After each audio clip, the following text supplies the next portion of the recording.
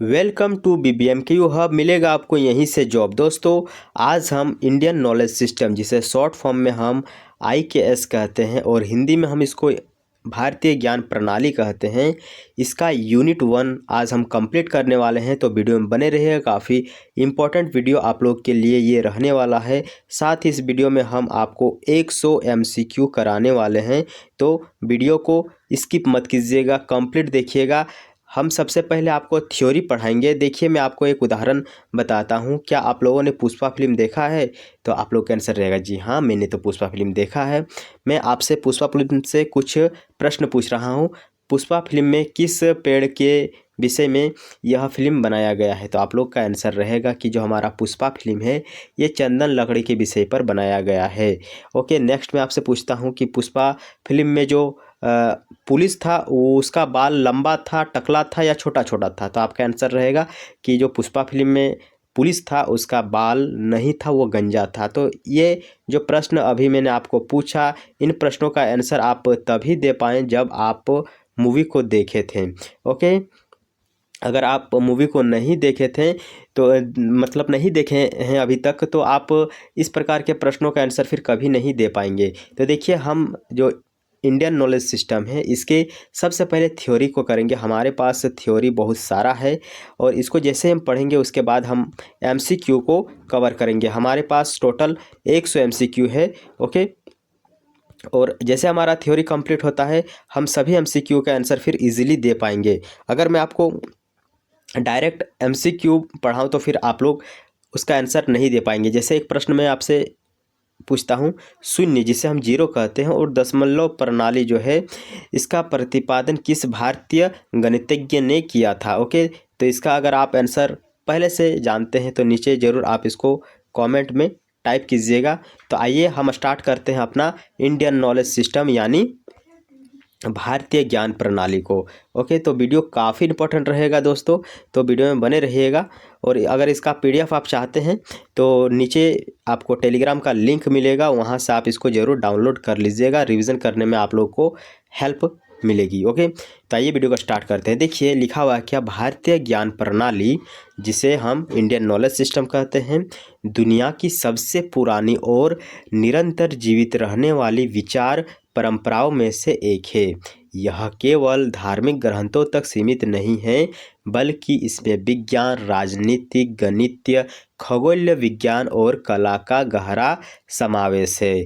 तो ये जो हमारा इंडियन नॉलेज सिस्टम, जो चैप्टर नहीं, इसको हम एक पेपर बोलेंगे, इसमें हम सभी विषयों को पढ़ते हैं। जैसे विज्ञान हो गया, राजनीतिक हो गया, गणित हो गया, खगोलीय विज्ञान हो गया। खगोलीय विज्ञान मतलब इसमें हम अंतरिक्ष के बारे में पढ़ते हैं, आसमान से ऊपर जितना भी चीज़ है उन सब के बारे में हम पढ़ते हैं। और जो कला है, इसमें हम पढ़ते हैं मंदिरों के बारे में।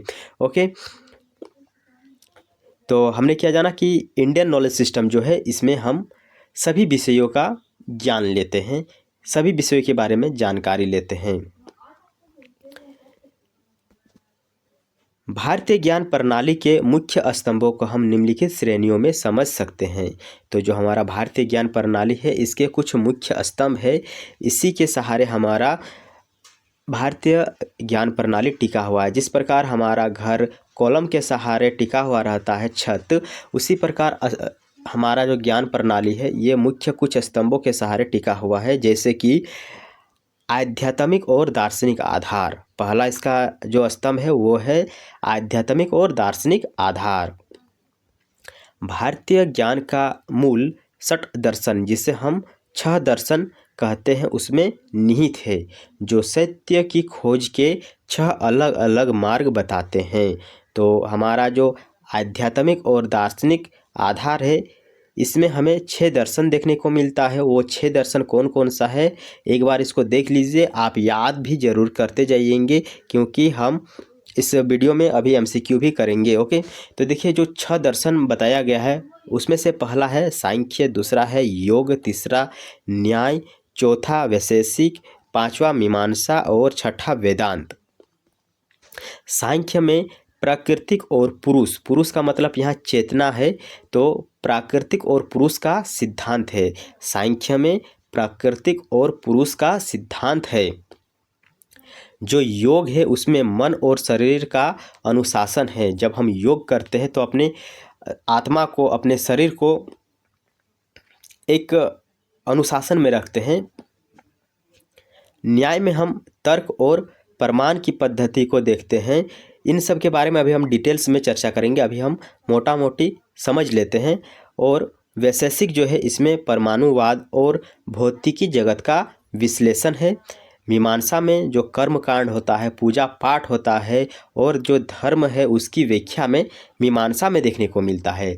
वेदांत जो है इसमें हम ब्रह्मा और आत्मा की एकता का ज्ञान लेते हैं। ओके, तो सबसे पहले आइए जानते हैं जो सांख्य दर्शन है उसमें क्या हमें देखने को मिल रहा है। तो जो सांख्य दर्शन है यह भारतीय ज्ञान परंपरा के 6 दर्शनों में यानी 6 दर्शनों में सबसे प्राचीन और महत्वपूर्ण माना जाता है। इसके प्रवर्तक जो है यानी जो सांख्य दर्शन है इसके जो प्रवर्तक है वह है महर्षि कपिल। तो सांख्य दर्शन के जो प्रवर्तक है वो है महर्षि कपिल। यह एक द्वैतवादी दर्शन जो सृष्टि की रचना को 2 मुख्य तत्वों के माध्यम से समझाते हैं। तो जो महर्षि कपिल है वह द्वैतवादी दर्शन यानी उनका एक दर्शन है, उसमें बताते हैं कि जो हमारा सृष्टि है उसकी जो रचना हुई है यह मुख्यतः 2 मुख्य तत्वों से मिलकर बना हुआ है। यह सांख्य दर्शन के मुख्य सिद्धांतों का सरल परिचय दिया है।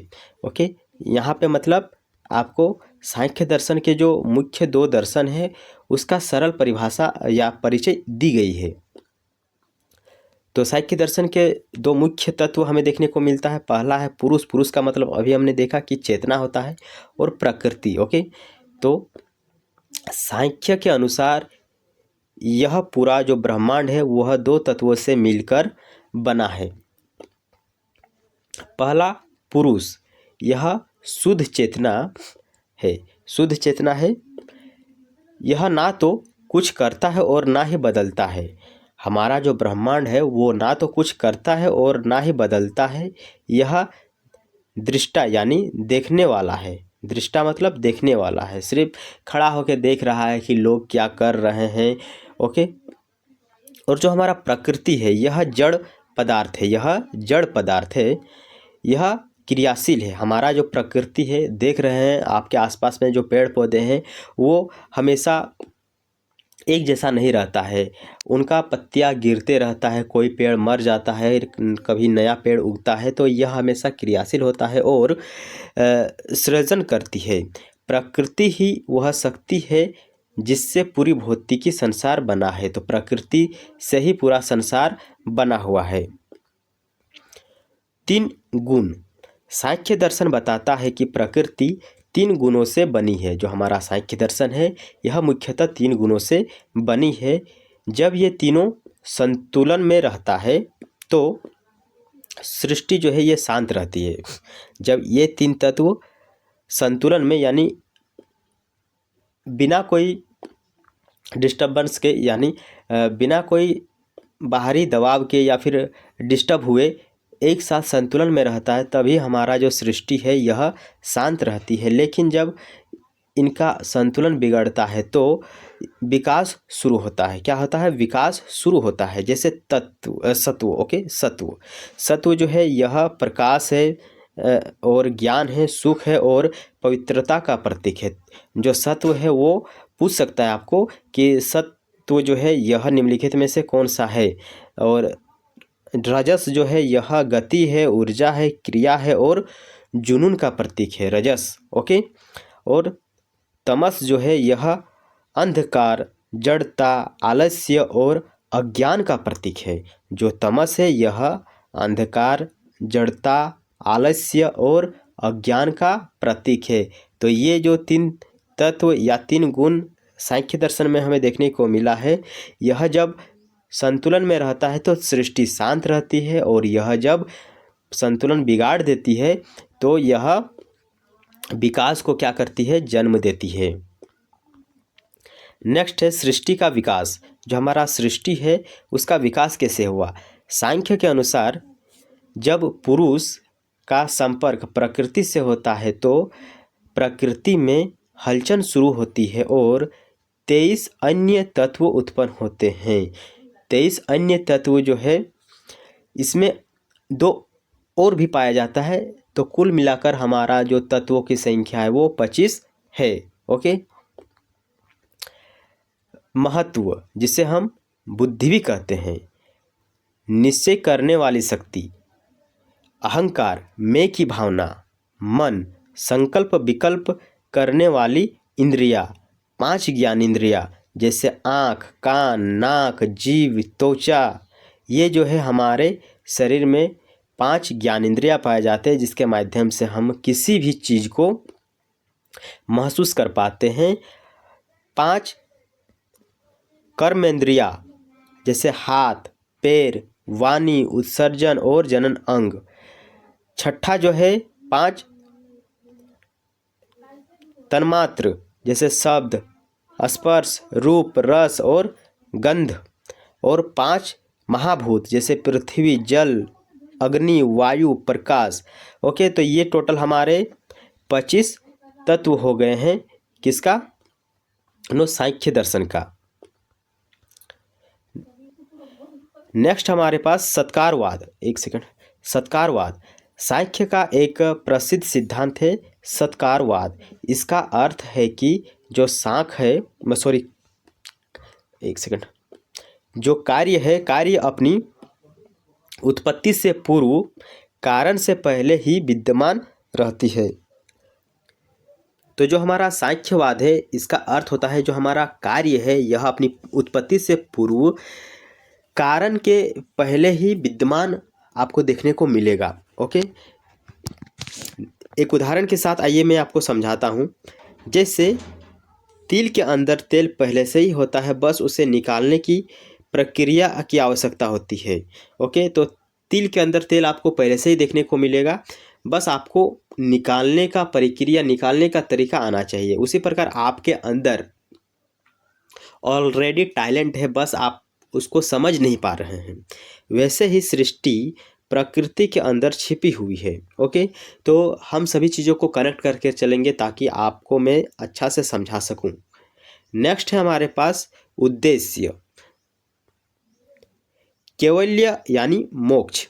सांख्य का मुख्य उद्देश्य मनुष्य को सुखों से मुक्त करना है। सांख्य का जो मुख्य उद्देश्य है ये लोगों को उनके दुखों से मुक्त करना है। जब व्यक्ति को यह विवेक यानी ज्ञान हो जाता है कि वह पुरुष यानी चेतना है और प्रकृति यानी शरीर और मन उससे अलग है, तो वह बंधनों से मुक्त हो जाता है। इसी अवस्था को कैवल्य कहा जाता है। ओके, तो आइए मैं आपको और एक बार समझाता हूँ। यहाँ पे लिखा हुआ है, क्या लिखा हुआ है?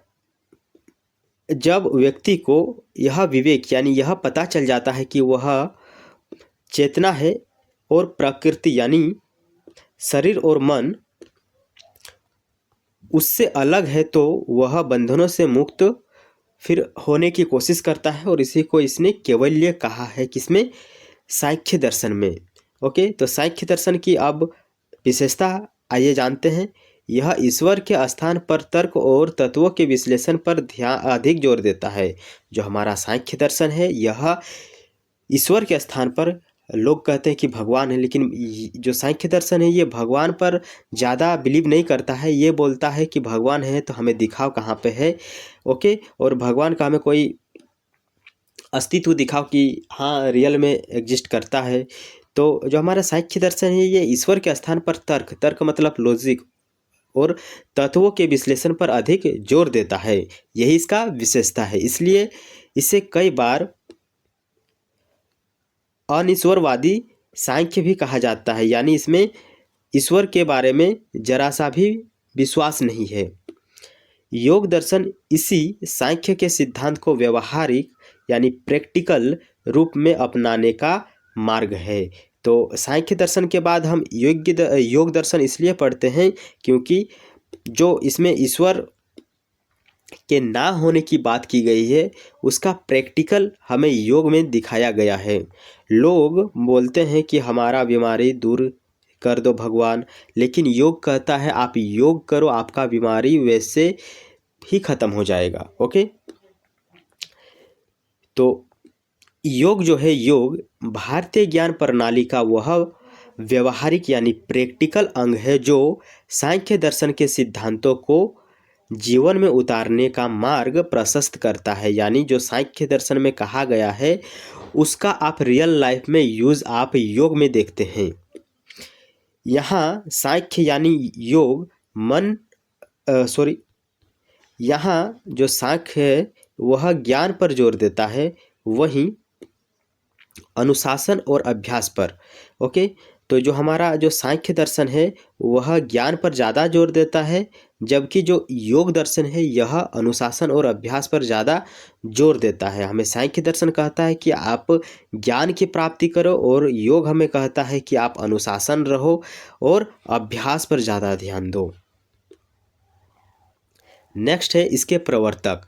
तो हम देखें कि जो हमारा सांख्य दर्शन था उसका प्रवर्तक महर्षि कपिल था, जबकि योग दर्शन जो है इसका जो प्रवर्तक है, यानी हम कहें कि जो योग दर्शन है इसका खोज कौन किया है, तो योग दर्शन का जो खोज करने वाला है वो है पतंजलि। ओके, उन्होंने योग सूत्र की रचना की है। तो पतंजलि ने योग सूत्र की रचना की है। ओके, योग की परिभाषा क्या दी है पतंजलि ने? पतंजलि के अनुसार जो है योग सची वृत्त निरोध, यानी ये संस्कृति का एक शब्द है और संस्कृत थोड़ा सा पढ़ना कठिन होता है, तो इतना बड़ा जो चीज कहा गया है इसका अर्थ पतंजलि के अनुसार जो है वो है चित्त यानी मन की वृत्तियों यानी विचारों के उतार चढ़ाव पर रोकना ही आपका क्या है, योग है। ओके, आप जब डिप्रेशन में होते हैं, आप जब हैप्पी होते हैं, तो इसको रोकना ही क्या है, योग है। हम योग किस लिए करते हैं? मन को शांत करने के लिए। ओके, तो ये जो सेंटेंस है, ये जो शब्द है याद कर लीजिएगा। ऑब्जेक्टिव में आपसे पूछ लिया जा सकता है कि ये जो सेंटेंस है ये किसने दिया है, तो पतंजलि ने दिया है, योग और निरोध। ओके, हम आगे पीछे के शब्दों को याद रखेंगे और निस्वृत्त निरोध। ओके, तो इतना बड़ा जो सेंटेंस है काफ़ी इंपॉर्टेंट रहेगा। नेक्स्ट है इसका उद्देश्य शरीर मन और आत्मा के बीच संतुलन स्थापित कर केवल्य यानी मोक्ष प्राप्त करना है। मोक्ष मतलब इस धरती से फिर चले जाना है। ओके, तो शरीर मन और आत्मा के बीच एक संतुलन कायम करना ही योग का क्या है, काम है। नेक्स्ट है हमारे पास अष्टांग योग यानी 8 फोल्ड पाथ। ओके, महर्षि पतंजलि ने योग के 8 अंग बताए हैं जो सीढ़ी के तरह काम करते हैं। जिस प्रकार हमारा सीढ़ी बाई सीढ़ी चलते जाते हैं ऊपर, सेम उसी प्रकार हम 8 को फॉलो करेंगे तभी ऊपर चढ़ पाएंगे। उन्होंने 2 भागों में बांटा है इसको। जो योग मतलब अष्टांग योग है, इसको जो पतंजलि है उसने 2 भागों में बांटा है। पहला जो है आपके पास ये है बहिरंग योग यानी बाहरी अनुशासन। यम यानी सामाजिक नैतिकता, जैसे अहिंसा नहीं करना, अहिंसा हो गया, योग सत्य हो गया, आस्ते हो गया, ब्रह्मचारी हो गया और अपरिग्रह हो गया। ये जो है यह बाहरी अनुशासन है। ओके, ये बाहर आपको दिखाना चाहिए, जिसे हम यम कहते हैं, जिसे हम क्या कहेंगे, यम कहेंगे। नियम यानी व्यक्तिगत अनुशासन, जैसे सोच हो गया, संतोष हो गया, तप हो गया, स्वाध्याय हो गया और ईश्वर प्रणिधान हो गया। ओके, आसन जो है यह शरीर को स्थिर और सुखद स्थिति में रखता है। नेक्स्ट हमारे पास प्राणायाम, श्वास प्रश्वास की गति पर नियंत्रण। तो प्राणायाम हम करते हैं अपने सांस को कंट्रोल करने में और जैसे इनहेल और एक्सेल करते हैं ना, मतलब सांस को अंदर लेना बाहर लेना, तो श्वास और प्रश्वास की गति को नियंत्रण करना प्राणायाम में आपको देखने को मिलेगा। और प्रत्याहार यानी यांद्रियों को बाहरी विषयों से हटाकर अंतर्मुखी करना। ओके, प्रत्याहार में जो है यह हमें बताता है जो हमारे 5 इंद्रियां थी उसको बाहरी विषयों से हटाकर अंतर्मुखी करना। 5 इंद्रियां कौन कौन सी थी? आँख, जिसके माध्यम से हम किसी भी चीज़ को महसूस कर पाते हैं, बस वही हमें हमारा इंद्रिया हुआ। नेक्स्ट है हमारा अंतरंग योग यानी आंतरिक अनुशासन, जैसे धारणा, जैसे मन को किसी एक बिंदु या विचार पर एकाग्र करना। ओके, नेक्स्ट है ध्यान, एकाग्रता की निरंतरता यानी मेडिटेशन। नेक्स्ट है समाधि यानी स्वयं का अस्तित्व भूलकर अधेय वस्तु में लीन हो जाना। ओके, यह योग की उच्चतम अवस्था है। तो पूछ सकता है योग की सबसे उच्चतम अवस्था कौन सी है? तो समाधि। अब हम देखेंगे योग के विभिन्न प्रकार। तो समय के साथ योग की कई धाराएं विकसित हुई। जैसे जैसे समय बीतता गया योग के प्रकार आते गए। जिस प्रकार आप जिस समय मोबाइल खरीदे थे उस समय शायद जो एंड्रॉयड शायद 11 होगा, तो अब एंड्रॉयड 13-14 हो गया होगा। तो समय के साथ हर चीज़ बदलते रहता है। ओके, राजयोग यानी अष्टांग योग जो मन के नियंत्रण पर केंद्रित है। अष्टांग जो योग है यह मन के नियंत्रण पर केंद्रित है। अष्टांग मतलब 8। ओके,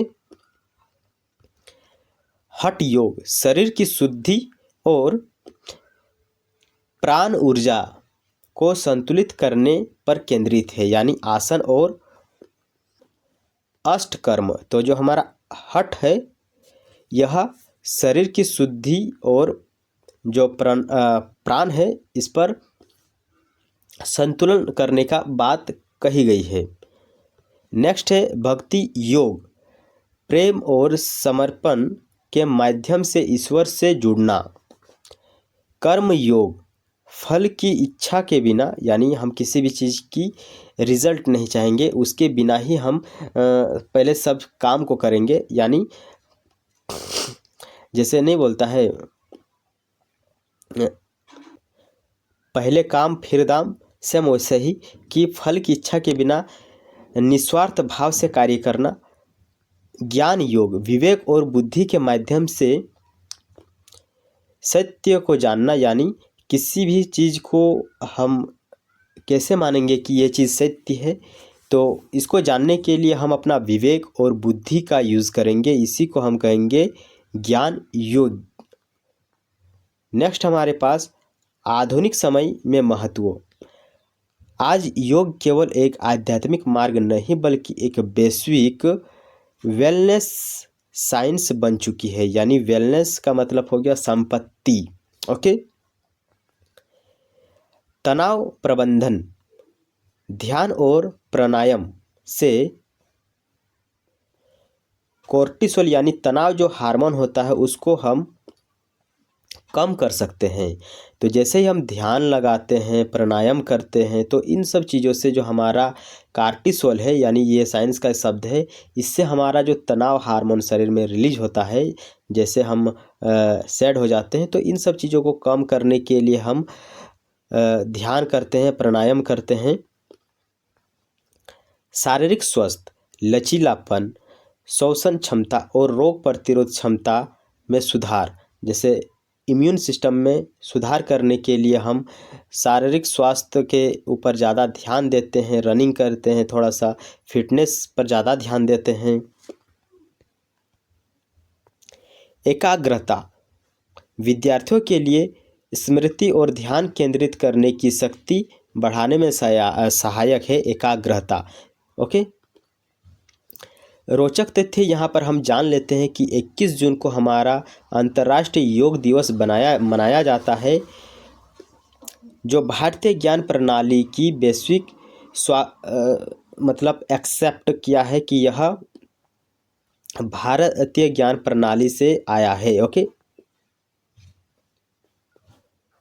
तो दोस्तों उस समय जब हमारा भारतीय ज्ञान प्रणाली विकसित हुआ था, तो उसी समय से समझिए हमारा योग जो है कितना कारगर हुआ और अंतर्राष्ट्रीय योग दिवस बन गया। भारत का योग अंतर्राष्ट्रीय योग दिवस बन गया। नेक्स्ट हमारा सांख्य और योग में अंतर। ओके, तो सांख्य और योग में अंतर आइए जानते हैं, ये काफ़ी इंपॉर्टेंट रहेगा आपके एग्ज़ाम के लिए।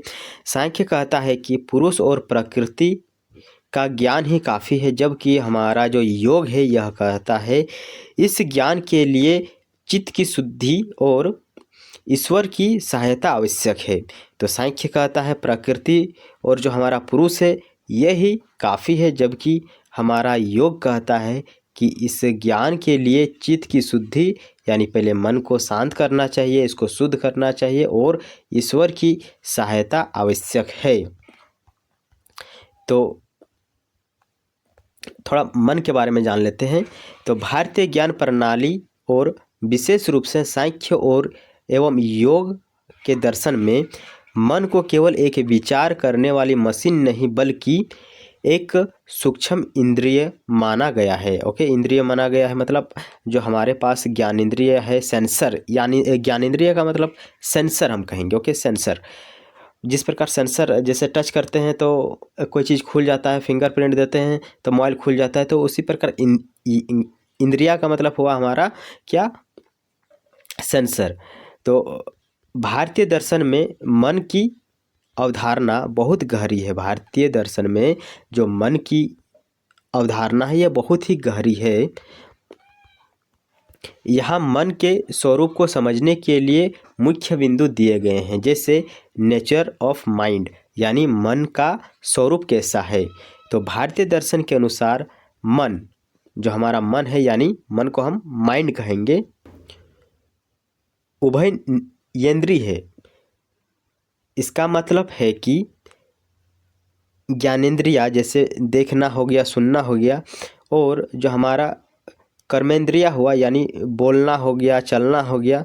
ओके, जैसे ज्ञानेंद्रिया का मतलब है ज्ञान। ओके, किसी भी चीज़ को छूने के बाद हम उसके बारे में क्या चीज़ जान सकते हैं, ओके, क्या महसूस कर सकते हैं, तो इसको हम ज्ञानेंद्रिया कहेंगे। और कर्मेंद्रिया का मतलब अगर हम बोलेंगे तो कुछ हमको मिलेगा। ओके, जब हम चलेंगे तो हमको कुछ मिलेगा। ओके, तो इन दोनों के बीच एक सेतु यानी ब्रिज का कार्य करता है कौन, हमारा मन।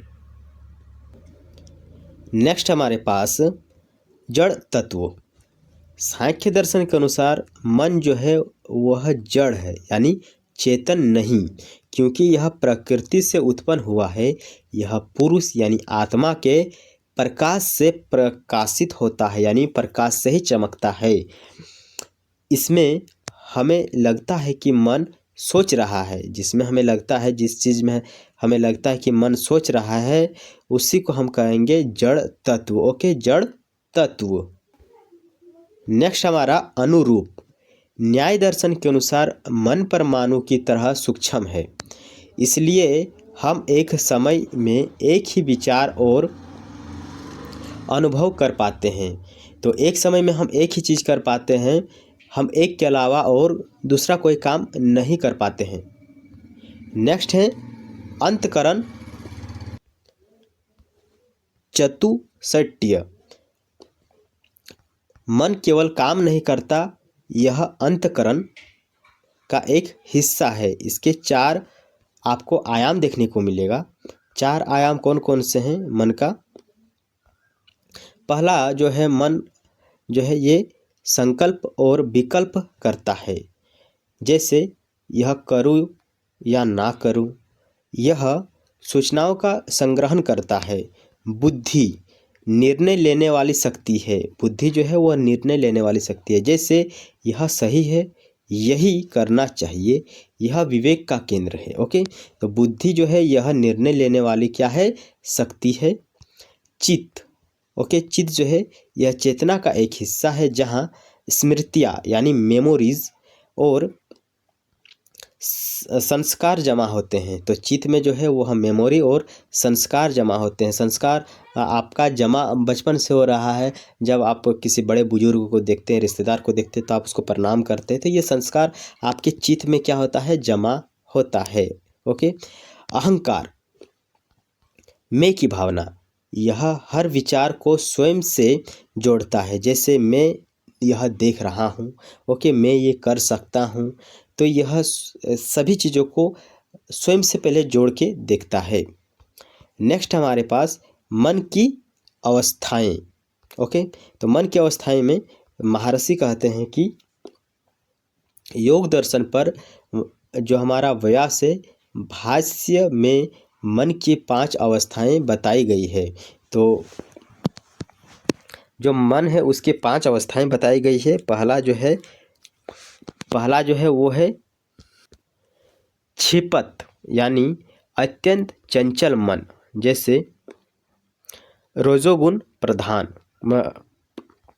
जो एक विचार पर नहीं टिकता। जैसे आपका मन, जैसे आपका शॉर्ट्स वाला जो माइंड सेट है कि और एक वीडियो देख लेता हूँ, और एक वीडियो देख लेता हूँ, तो यही चीज़ जो है इसको हम कहेंगे क्षिपत। क्षिपत ये चंचल मन होता है, ये एक चीज़ पर कभी नहीं टिकता है, ये हमेशा चेंज होते रहता है।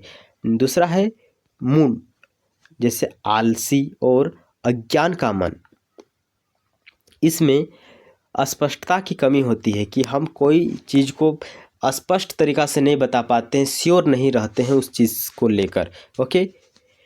उसके बाद है विक्षिपत, कभी स्थिर कभी चंचल, यह साधारण अवस्था मतलब साधक की अवस्था है। तो ये कभी स्थिर आपको देखने को मिलेगा, ये कभी आपको चंचल, यानी चंचल मतलब अनस्टेबल, ओके, चेंज होते रहता है। एकाग्र, किसी एक लक्ष्य या विचार पर पूरी तरह केंद्रित मन को एकाग्र कहते हैं। एकाग्र का मतलब किसी एक चीज़ पर टिके रहना। जैसे कि आज हमारा लक्ष्य है यूनिट 1 को कंप्लीट करना, तो आप ज़रूर हमें सपोर्ट कीजिए, मेरे साथ जुड़े रहिए। मैं आपको कंप्लीट यूनिट 1 पढ़ाऊंगा, उसके बाद आप यूनिट 1 को और कहीं से देखने का फिर मन भी नहीं करेगा आपको। ओके।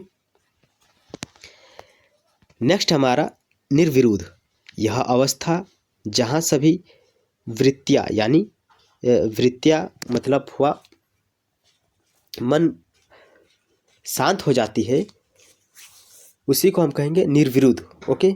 योग का अंतिम लक्ष्य यही है। नेक्स्ट हमारा मन पर नियंत्रण का महत्व। अगर हम मन पर नियंत्रण कर लेते हैं तो उसका महत्व क्या है। देखिए, आपको जब इन सब चीज़ों पर लिखने के लिए बोला जाएगा ना, तो आप आराम से लिख पाएंगे, क्योंकि आपके पास डाटा है।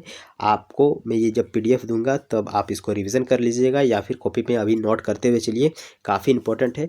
बोलेगा मन पर नियंत्रण का महत्व क्या है, ज़रूर इसके बारे में हमें बताइए। ओके।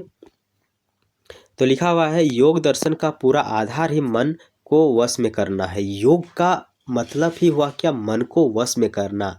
इसके लिए 2 मुख्य उपाय बताए गए हैं। एक है अभ्यास, बार बार अभ्यास करना, और एक वैराग्य। वैराग्य मतलब आवश्यक इच्छाओं और आसक्तियों को छोड़ना। ओके।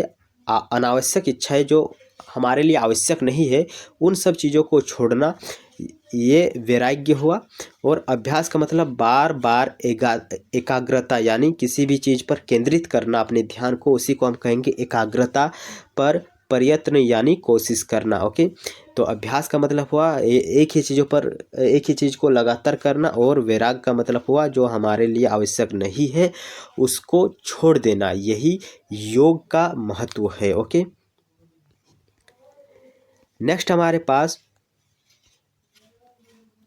उपनिषदों के अनुसार, या एक उदाहरण दे तो, मन की तुलना एक लगाम से की गई है। जो हमारा मन है उसको एक लगाम से की गई है। यदि लगाम यानी मन सारथी यानी बुद्धि के साथ में मजबूत हो, तो इंद्रिया रूपी जो है वो घोड़े सही दिशा में चलते हैं। यानी अगर हमारा मन शांत हो तो हमारे शरीर के जितना भी ज्ञानेंद्रिय है, त्वचा, आँख, नाक, कान, मुंह, ओके, जीव, ये सब जितना भी चीज़ है ये फिर एक ही दिशा में दौड़ने लगता है। तो उपनिषद का उदाहरण दे, उसमें कहा गया है कि जो हमारा मन है यह एक लगाम के तरह है। ओके, नेक्स्ट हमारा न्याय दर्शन। न्याय दर्शन क्या बोलता है? न्याय दर्शन में बताया गया है भारतीय ज्ञान परंपरा के 6 आस्तिक दर्शनों में से एक है। कौन? हमारा न्याय दर्शन। इसके जो प्रवर्तक है वह महर्षि गौतम हैं, जिन्होंने अक्षपाद भी हम कहेंगे। ओके, जिन्हें हम क्या कहेंगे? जिन्हें हम अक्षपाद भी कहेंगे। इसे तर्क शास्त्र या प्रमाण शास्त्र के रूप में जाना जाता है। जो हमारा न्याय शास्त्र है या न्याय दर्शन है, इसको हम कहेंगे तर्क शास्त्र या प्रमाण शास्त्र, क्योंकि यह मुख्य रूप से इस बात पर केंद्रित है कि हम सही ज्ञान कैसे प्राप्त करते हैं। ओके, तो हमारा जो न्याय दर्शन है इसके जो प्रवर्तक है वो आपसे पूछ लिया जा सकता है, महर्षि गौतम। ओके, न्याय दर्शन का मानना है कि दुखों से मुक्त पाने के लिए तत्वों का तत्व ज्ञान आवश्यक है। यानी अगर हम किसी भी चीज़ से मुक्त होना चाहते हैं, खास करके दुखों से मुक्त होना चाहते हैं, तो उस दुख का कारण हमें पहले पता करना चाहिए, तभी हम उस दुख से छुटकारा पा सकते हैं। ओके, इसमें पॉइंट नंबर 1 लिखा हुआ है, क्या ज्ञान के 4 प्रमाण होते हैं, यानी सक्सेस ऑफ नॉलेज। न्याय दर्शन के अनुसार किसी भी जानकारी को सत्य मानने के लिए 4 आधार होने चाहिए। तो किसी भी जानकारी को सत्य मानने के लिए 4 आधार होना चाहिए। 4 आधार क्या क्या है? पहला है प्रत्यक्ष। ओके, जो हम अपने जो इंद्रिया है, जैसे आँख, कान, नाक इत्यादि से साक्षात अनुभव करते हैं। अनुमान, ज्ञात तथ्यों के आधार पर अज्ञात का पता लगाना, यानी हमारे पास जो एविडेंस है उन सब चीज़ों के आधार पर हम अज्ञात का पता लगाना, यह अनुमान हुआ। जैसे पर्वत पर धुआं देखकर वहां आग लगने का अनुमान लगाना। नेक्स्ट हमारा उपमान, असमानता के आधार पर किसी नए वस्तु को जानना। असमानता के आधार पर किसी नए वस्तु को जानना, जैसे किसी को बताना कि जो हमारा नीलगाय है यह पालतू नील गाय है, वह पालतू गाय जैसी है। ओके, तो असमानता के आधार पर किसी नए वस्तु को जानना। शब्द, किसी आपात पुरुष यानी भरोसेमंद व्यक्ति या विशेषज्ञ, या हम कहें जो शास्त्रों है उसके वचनों को प्रमाण मानना, ये शब्द हुआ। अनुमान के 5 अवयव। न्याय दर्शन ने तर्क करने की एक बहुत ही वैज्ञानिक पद्धति दी है, जिससे किसी बात को शुद्ध करने के लिए उपयोग किया जाता है, अगला है प्रतिज्ञा, जो सिद्ध करता है, जैसे पर्वत पर आग है। हेतु, उसका कारण बताना, जैसे वहाँ का धुआं कैसे और क्यों आया। उदाहरण के लिए उदाहरण देना, जहाँ जहाँ धुआं होता है वहाँ आग होती है, जैसे रसोई। ओके, उपनय, वर्तमान स्थिति से तुलना, जैसे इस पर्वत पर भी वैसे ही धुआं है जैसे उस पर्वत में था। ओके, इस प्रकार का जब हमारे पास कोई उदाहरण आएगा तो उसको हम कहेंगे उपनय। अगला है निगमन यानी निष्कर्ष, इसलिए इस पर्वत पर आग है। न्याय दर्शन के 16 पदार्थ। महर्षि गौतम ने 16 पदार्थों का वर्णन किया है जिन्हें समझने से मोक्ष मिलती है या मिलता है। इसमें प्रमुख है प्रमेय, ज्ञान का विषय जैसे आत्मा, शरीर, इंद्रिया, मन, बुद्धि इत्यादि। संशय यानी दुविधा या अनिश्चितता, यानी हम श्योर नहीं है उस चीज़ को लेकर, उसको बोलेंगे अनिश्चितता। प्रयोजन, किसी कार्य को करने का उद्देश्य, कि आज हम इस वीडियो को कंप्लीट करेंगे। दृष्टांत, यानी वह उदाहरण जिसे सब स्वीकार करें, जैसे कि आसमान नीला है। ओके, ये उदाहरण सब स्वीकार करता है कि आसमान नीला है। तर्क, किसी निष्कर्ष तक पहुंचने के लिए किया गया मानसिक प्रक्रिया, इसको तर्क कहेंगे यानी लॉजिक कहेंगे। ईश्वर और मोक्ष की अवधारणा। ईश्वर, न्याय दर्शन ईश्वर को सृष्टि का निमित्त कारण यानी बनाने वाला मानता है। ईश्वर कर्मों के अनुसार फल देने वाला है, यानी ईश्वर के अनुसार जो है जैसा कर्म करोगे वैसा ही आपको फल मिलेगा। अपवर्ग यानी मोक्ष, जब व्यक्ति को सही ज्ञान हो जाता है तो उसे मिथ्या यानी अज्ञान का नाश होता है। ओके, नाश होता है। इससे दुख, जन्म और मृत्यु के चक्र से मुक्ति मिल जाती है। आधुनिक समय में महत्व, न्याय दर्शन की महत्ता आज के क्रिटिकल थिंकिंग के दौर में बहुत अधिक है। यह सिखाता है कि किसी भी बात को बिना प्रमाण के स्वीकार नहीं करना चाहिए। क्रिटिकल थिंकिंग हमें बताता है कि किसी भी बात को हम बिना प्रमाण, बिना फैक्ट, बिना लॉजिक और बिना प्रैक्टिकल के हम स्वीकार नहीं करेंगे। यह वैज्ञानिक पद्धति और वाद विवाद की नींव रखता है। कानूनी प्रक्रिया और दलीलों में आज भी न्याय के तर्क सिद्धांतों का उपयोग होता है।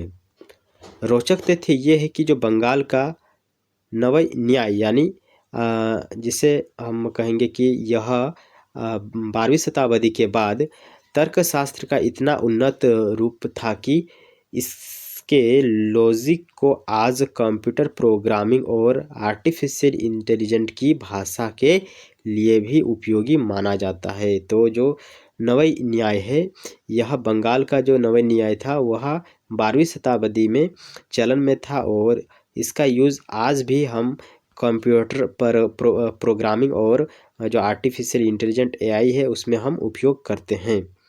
नेक्स्ट हमारा वैशेषिक दर्शन। वैशेषिक दर्शन भारतीय ज्ञान परंपरा के सबसे वैज्ञानिक और भौतिकीवादी दर्शनों में से एक है। इसके प्रवर्तक महर्षि कणाद थे। ओके, तो हमारा जो कणाद है इसका जो अर्थ बताया गया है, इसका मतलब होता है कणों को खाने वाला।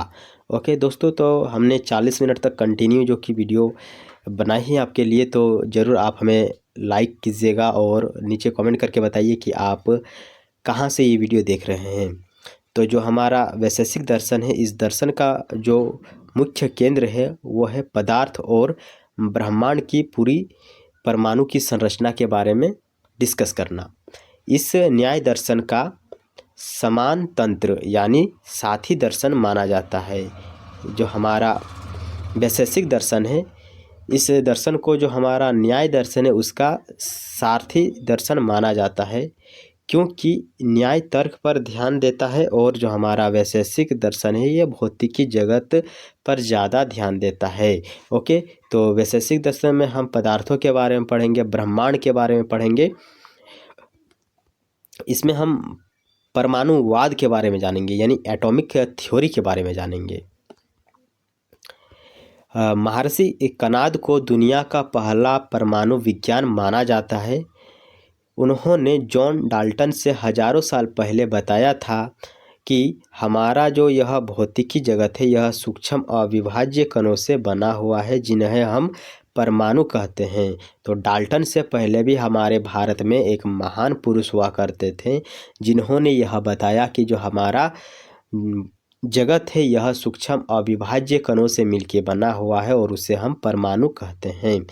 ओके, दो परमाणु मिलकर एक द्विनुक यानी दो अणु और तीन परमाणु मिलके तीन द्विनुक मिलकर एक थोड़ा सा संस्कृति मेरा कमज़ोर है, बचपन से ही हम संस्कृति वैसे पढ़े नहीं है, बट आप लोगों के लिए जो कि मैं वीडियो लेकर आया हूँ। तो यहाँ आप देख सकते हैं त्रिनुक बनाते हैं। जब तीन द्विनुक मिलते हैं तो एक त्रिनुक बनता है, जिससे दृष्टि है जगत का निर्माण होता है, दृष्टि जगत का निर्माण होता है। परमाणु अविनाशी है, जो हमारा परमाणु है यह अविनाशी है, उन्हें नष्ट नहीं किया जा सकता है। ये कौन कहता है? ये हमारा जो कनाद है वह कहता है कि परमाणु अविनाशी है, इसे नष्ट नहीं किया जा सकता है। 7 पदार्थ यानी 7 क्राइटेरियाज। वैशेषिक दर्शन पूरे ब्रह्मांड को 7 श्रेणियों या पदार्थों में विभाजित करता है। पहला है द्रव्य, जिन चीज़ों से दुनिया बनी है उसको हम द्रव्य कहेंगे।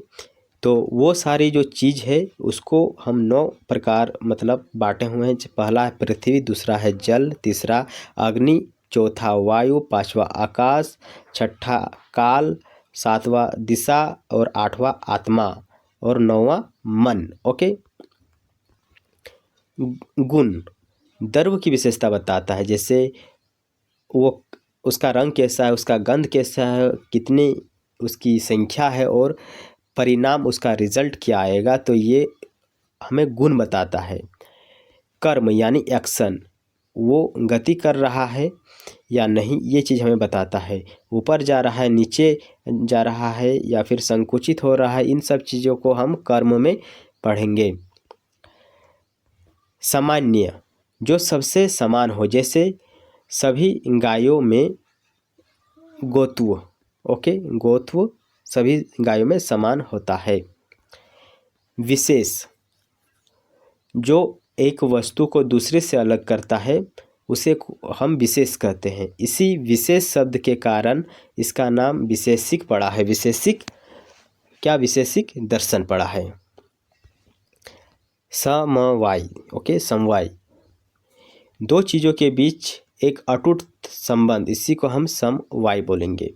जैसे कपड़े और सूत का संबंध, जब सूत ही हमारे पास नहीं होगा तो कपड़ा कैसे बनाएंगे। नेक्स्ट है अभाव, किसी वस्तु की अनुपस्थिति को भी एक पदार्थ माना गया है। किसी चीज़ की अनुपस्थिति, जब वो चीज़ हमारे पास नहीं है तो भी हम उसको एक पदार्थ ही मानेंगे। 9 द्रव्य, ब्रह्मांड के अद्भुत तत्वों को वैशेषिक ने बहुत व्यवस्थित तरीके से समझाया है। ओके, 5 महान भूत, जैसे पृथ्वी हो गया, जल हो गया, तेज यानी अग्नि हो गया, वायु और आकाश, ये 5 चीज़ों को हम कहेंगे पंच महाभूत। अमूर्त द्रव्य, जैसे टाइम यानी काल और दिक यानी स्पीड या फिर डायरेक्शन। चेतन तत्व, आत्मा यानी सेल्फ, सेल्फ माने स्वयं, मन मतलब माइंड, चेतना। धर्म और मोक्ष, वैशेषिक दर्शन की शुरुआत ही इस सूत्र से होती है। यहाँ थोड़ा एक आपको शब्द देखने को मिलेगा संस्कृति का, अथोतो धर्म व्याख्या समाई। ओके, संस्कृति का शब्द है, इसका मतलब होता है अब हम धर्म की व्याख्या करेंगे। यहाँ धर्म का अर्थ केवल पूजा पाठ नहीं बल्कि एक तत्व है जिससे अभूत्य यानी लौकिक प्रगति और निश्रेष यानी आध्यात्मिक मुक्ति प्राप्त हो। जब मनुष्य को पदार्थों की सही ज्ञान हो जाता है तो वह मोह के पीछे नहीं भागता है, वह मुक्त होकर मोक्ष प्राप्त करने पर ज़्यादा ध्यान देता है। वैज्ञानिक महत्व, गुरुत्वाकर्षण, कनाद ने वस्तुओं के नीचे गिरने का कारण पृथ्वी का आकर्षण शक्ति बताया था। ओके, और यही गुरुत्वाकर्षण भी हमें बताया है। उष्मा, उन्होंने पिलुपाक यानी आई डोंट नो और पिलुपाक और पीटरपाक के सिद्धांतों के माध्यम से रासायनिक परिवर्तनों जैसे मिट्टी के घड़े का आग में पककर लाल होना को समझाया है। पिलुपाक, पीटरपाक। ओके, न्याय और वैशेषिक में संबंध। न्याय दर्शन प्रमाण यानी जानने के तरीके पर ज़्यादा ध्यान देता है, जबकि जो वैशेषिक है वो प्रमेय यानी जो जाना जाना है यानी पदार्थ पर ज़्यादा जोर देता है। बाद में इन दोनों को मिलाकर हम न्याय वैशेषिक संपादय बनाए हैं। नेक्स्ट हमारे पास मीमांसा। मीमांसा भारतीय दर्शन के 6 आस्तिक दर्शनों में से एक है। मीमांसा शब्द का शाब्दिक अर्थ होता है पूजनीय विचार या गहन विश्लेषण। तो मीमांसा का अर्थ होता है पूजनीय विचार या गहन विश्लेषण, किसी भी चीज़ पर ज़्यादा ध्यान देना, उसके बारे में ज़्यादा सोच विचार करना। इसे मुख्य रूप से पूर्व मीमांसा कहा जाता है क्योंकि यह वेदों के कर्मकांड यानी आरंभिक भाग पर ज़्यादा आधारित है। इसके प्रवर्तक महर्षि जैमिनी थे, यानी जेमिनी मतलब जो गूगल का जेमिनी है वैसा ही सोचिए। ओके, तो मीमांसा के जो खोज करता है वो जेमिनी थे, जिन्होंने मीमांसा सूत्र की रचना की। मुख्य उद्देश्य ओके धर्म की व्याख्या करना। जो हमारा मीमांसा है इसका मुख्य जो उद्देश्य होता है वो है धर्म की व्याख्या करना। मीमांसा दर्शन का जो मुख्य लक्ष्य है वो है धर्म के स्वरूप को समझना। यहाँ धर्म का अर्थ सामाजिक रीति रिवाजों से अधिक वैदिक कर्तव्यों और यज्ञों से है। नेक्स्ट हमारे पास एक सेंटेंस संस्कृति में है, चोदना लक्षणों थो धर्म। ओके, पता नहीं कैसा शब्द है, बट इसका जो अर्थ होता है वो है वेदों की वे प्रेरणाएं या आदेश जो मनुष्य को कल्याणकारी कार्यों यानी यज्ञ आदि में प्रवृत्त करते हैं, वही धर्म है। ओके, तो धर्म का मतलब यहाँ बताया गया है कल्याणकारी लोगों को हेल्प करना ही धर्म कहा गया है। वेदों की अप्रूसेता यानी इनफेलिबिलिटी ऑफ वेदास। मीमांसा दर्शन वेदों को सर्वोच्च स्थान देता है। जो मीमांसा दर्शन है वो जो वेद है उसको सर्वोच्च स्थान देता है। उनके अनुसार वेद नित्य है, यानी वेदों की रचना किसी मनुष्य ईश्वर से नहीं की है, बल्कि वे सदैव से विद्यमान थे। ओके, तो वेदों की रचना किसी मनुष्य या ईश्वर ने नहीं की है, बल्कि वो हमेशा ही इस पृथ्वी पर विद्यमान थी, मौजूद थी। अर्थ और धर्म का संबंध। शब्द और उसके अर्थ का संबंध स्वाभाविक और नित्य है। वेदों के शब्द ब्रह्म के समान सत्य है। ज्ञान के प्रमाण। नेक्स्ट हमारे मीमांसा दर्शन ज्ञान के साधनों पर बहुत विस्तार से चर्चा करता है। इसके 2 प्रमुख संप्रदाय हैं। ओके, पहला है प्रभाकर मिश्र। इसका 5 प्रमाण है। प्रत्यक्ष, अनुमान, उपमान, शब्द और अर्थापत्ति। किसी ज्ञात तत्व को समझने के लिए नए तथ्य की कल्पना करना, इसको हम कहते हैं अर्थापत्ति। ओके, नेक्स्ट हमारा कुमरिल भट्ट। इसका 6 प्रमाण है। उपरोक्त 5 के अलावे जो हमारा अनुपलब्ध है वो इसमें शामिल हो जाता है। ऊपर हमने 5 जो देखे थे उसमें अगर हम अनुपलब्ध को जोड़ दें तो हमारा कुमारिल भट्ट बन जाता है। देखिए, ये जो विषय है ये मैं फर्स्ट टाइम पढ़ रहा हूँ आप लोगों के लिए। ओके, तो जहाँ से मुझे ये डाटा मिला है वो मैं आप लोगों को फिर शेयर कर रहा हूँ तो इसीलिए मुझे थोड़ा सा उच्चारण करने में या फिर समझाने में थोड़ा सा हिचकिचाहट महसूस हो रही है, बट जो भी हो मैं आपको कंप्लीट कराऊंगा। इसके लिए आप डोंट वरी, नोट करते जाइए, लिखते जाइए। देखिए फर्स्ट टाइम मैं पढ़ रहा हूँ, ओके, ये चीज़ इसलिए मैं जो कि अच्छा से मैं आपको समझा नहीं पा रहा हूँ। इसमें लिखा हुआ है किसी वस्तु की अनुपस्थिति से अलग उसका ज्ञान होना। तो अनुपलब्ध यानी हमारे पास ना होना, उसी को भी ये प्रमाण मानते हैं। कर्म और फल की सिद्धांत। अगला हमारा कर्म और फल का सिद्धांत। एक बड़ा प्रश्न यह था कि यदि हम आज यज्ञ करते हैं तो उसका फल भविष्य में या फिर स्वर्ग में कैसे मिलता है। इसके लिए मीमांसा ने अपूर्व का सिद्धांत दिया है। अपूर्व का सिद्धांत क्या कहता है? अपूर्व का जो सिद्धांत है यह कहता है यज्ञ या जो हम शुभ कार्य कोई करते हैं तो यह एक अदृश्य शक्ति उत्पन्न होती है जिसे हम अपूर्व कहते हैं। यही शक्ति भविष्य में उचित समय पर कर्ता को उसका फल प्रदान करता है। तो ऐसा कुछ नहीं है, ओके। ईश्वर की अवधारणा।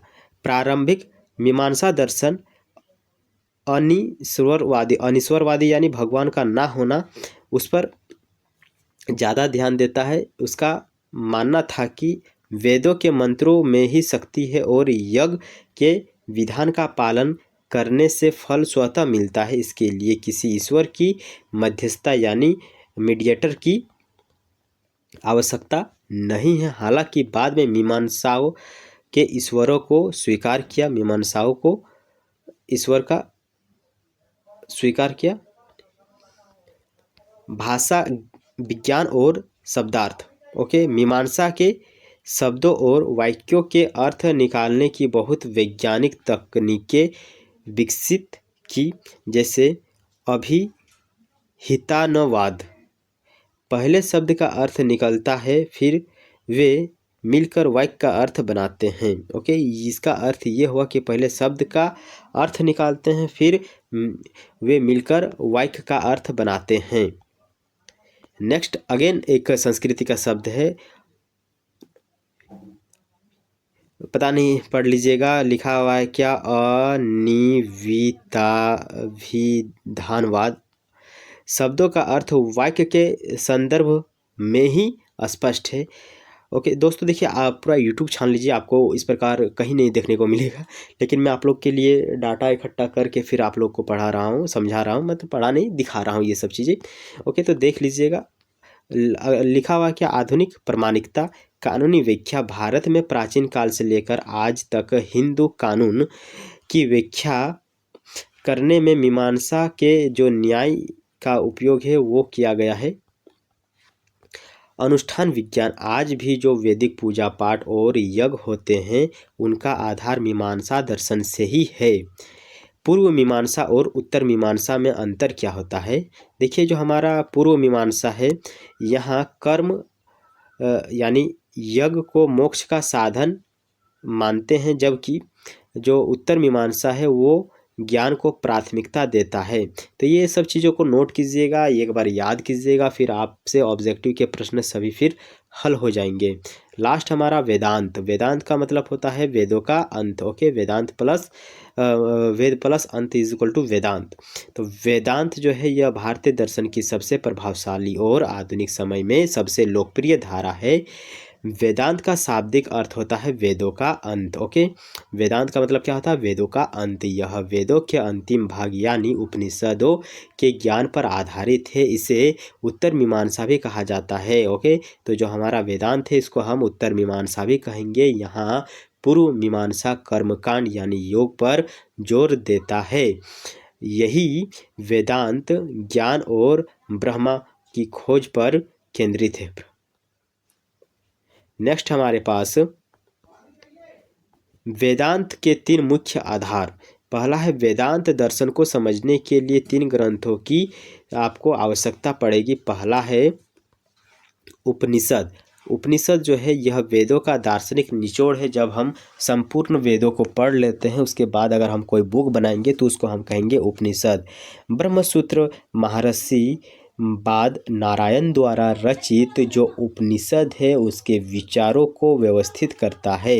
भगवत गीता उपनिषदों का व्यवहारिक सार आपको देखने को मिलेगा भगवत गीता में। ओके, वेदों की प्रमुख शाखाएं जैसे ब्रह्म, जैसे उसका मतलब होता है ईश्वर, जीव यानी आत्मा, और जगत मतलब संसार के बीच के संबंध को लेकर वेदांत की अलग अलग व्याख्याएं हैं। यहाँ हम देखेंगे शाखा, प्रवर्तक और मुख्य सिद्धांत। जैसे अद्वैतवाद जो सिद्धांत है उसको दिया है आदि शंकराचार्य। ये काफ़ी इम्पोर्टेंट आप लोगों के लिए हो जाता है, क्योंकि यहीं से आप लोग का ऑब्जेक्टिव प्रश्न बनेगा। आपसे पूछा जाएगा जो वेदांत है इसका सॉरी अद्वैतवाद है, अद्वैतवाद वेदांत जो है इसका प्रवर्तक खोजकर्ता आदि शंकराचार्य है। इसका जो मुख्य सिद्धांत है वो है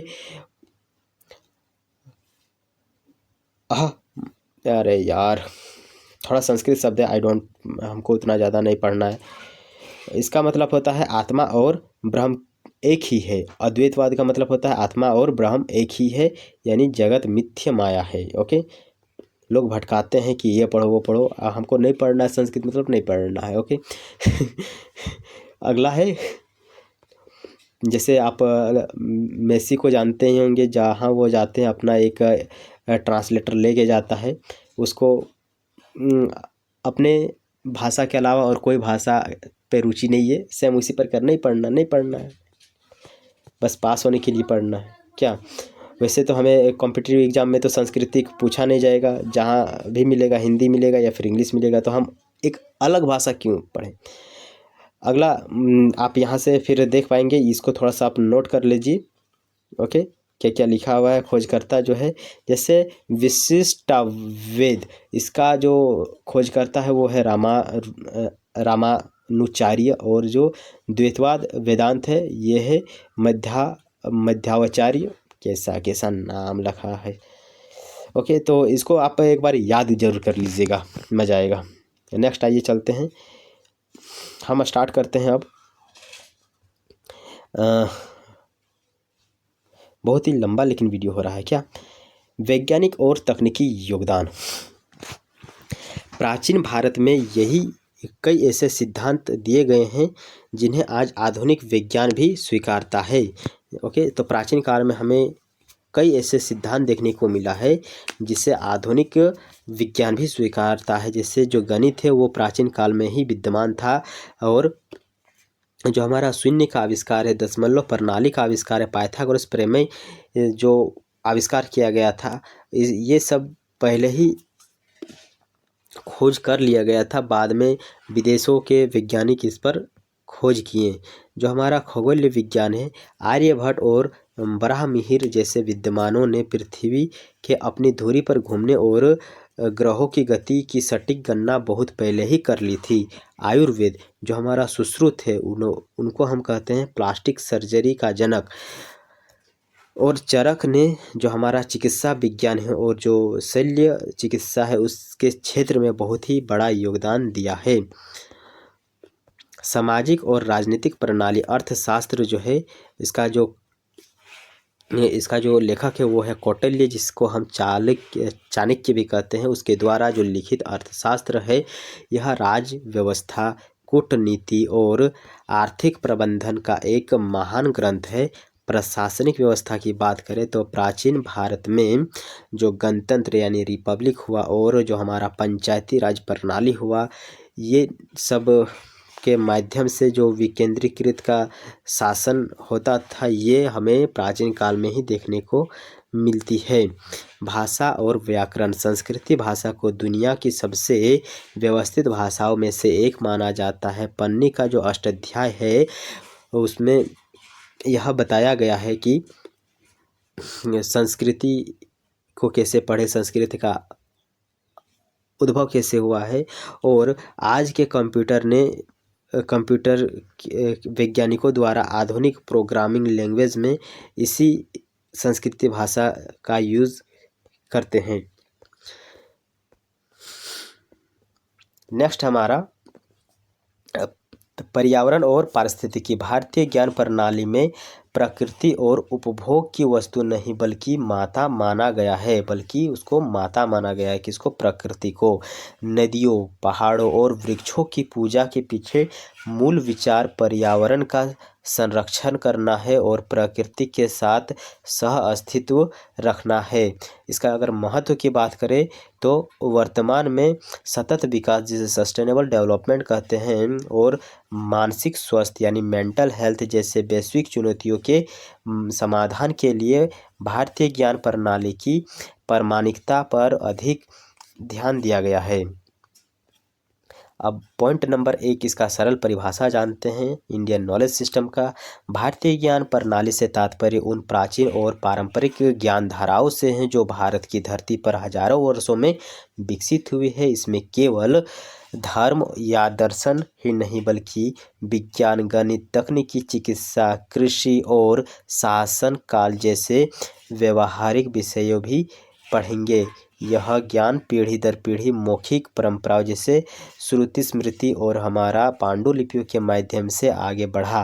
ओके, अगर हम इसकी व्यापक परिभाषा की बात करें तो इंडियन नॉलेज सिस्टम भारत के स्वदेशी ज्ञान की वह समग्र संरचना है जो प्राचीन काल से लेकर आधुनिक समय तक विकसित हुई। यह अन्वेषण, प्रयोग और तर्क पर आधारित है, जिसका उद्देश्य व्यक्तियों के भौतिकी उत्थान के साथ साथ आध्यात्मिक उन्नति और प्रकृति के साथ संतुलन बनाए रखना है। परिभाषा के मुख्य तत्व। किसी भी ज्ञान को भारतीय ज्ञान प्रणाली के अंतर्गत मानने के लिए इनके 4 तत्व मुख्य होते हैं। पहला है निरंतरता। यह ज्ञान हजारों वर्षों से आज भी प्रामाणिक और जीवंत हो। नेक्स्ट, समग्रता। इसमें शरीर, मन और आत्मा को अलग अलग नहीं बल्कि एक इकाई माना जाता है, जैसे आयुर्वेद और योग। ओके, नेक्स्ट हमारा प्रामाणिकता, जैसे लॉजिक और प्रूफ। यह केवल मान्यताओं पर नहीं बल्कि न्याय और प्रमाण जैसे तार्किक आधारों पर टिका होता है। और नेक्स्ट है हमारा लोक कल्याण। इसका अंतिम लक्ष्य सर्वभवन्तु सुखिन यानी सभी सुखी हो की भावना हमको लोक कल्याण में देखने को मिलता है। यानी लोक कल्याण का मतलब होता है लोगों को सुख रखना। इसकी परिभाषा का वर्गीकरण करें तो भारतीय परंपरा में ज्ञान को 2 मुख्य भागों में परिभाषित किया गया है। पहला है परा विद्या।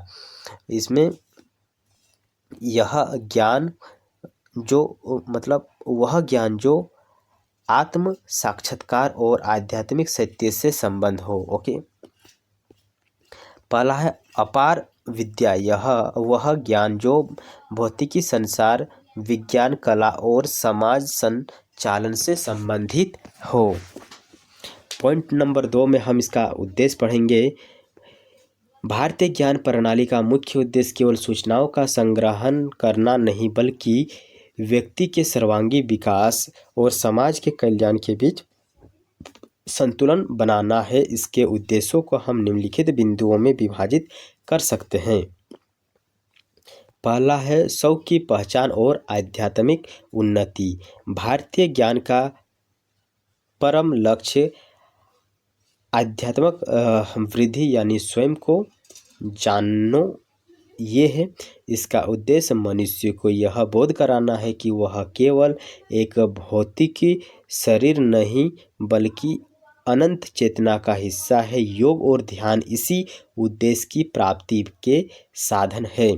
ओके, तो योग और जो ध्यान है इसी से हम अनंत चेतना प्राप्त कर सकते हैं। प्रकृति के साथ सामंजस्य। पश्चिमी ज्ञान प्रणालियों के विपरीत जहाँ प्रकृति पर विजय पाने की बात की गई है, भारतीय ज्ञान प्रणाली का उद्देश्य प्रकृति के साथ सह अस्तित्व रखना है।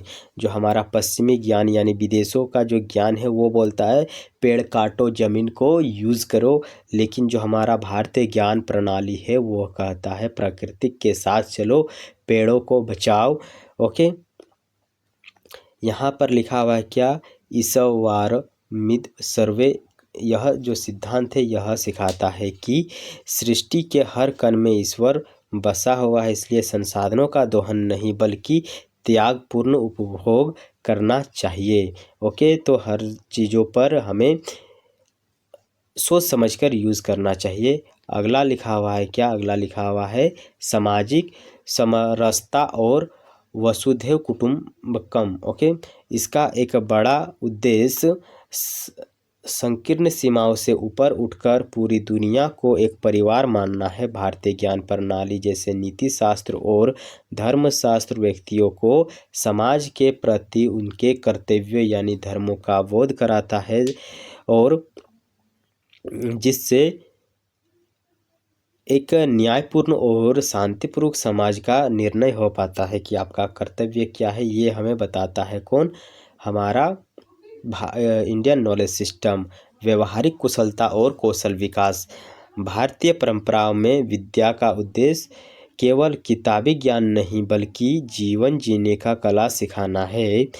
इसमें टोटल 64 कलाओं और 14 विद्याओं का वर्णन मिलता है, जो विज्ञान, गणित, कृषि, संगीत और प्रबंधन के में निपुणता प्रदान करने के लिए बनाए गए हैं। प्रबंधन मतलब मैनेजमेंट। ओके, लोक कल्याण। भारतीय ज्ञान प्रणाली का जो मूल मंत्र है वो है सर्वे भवन्तु सुखिन।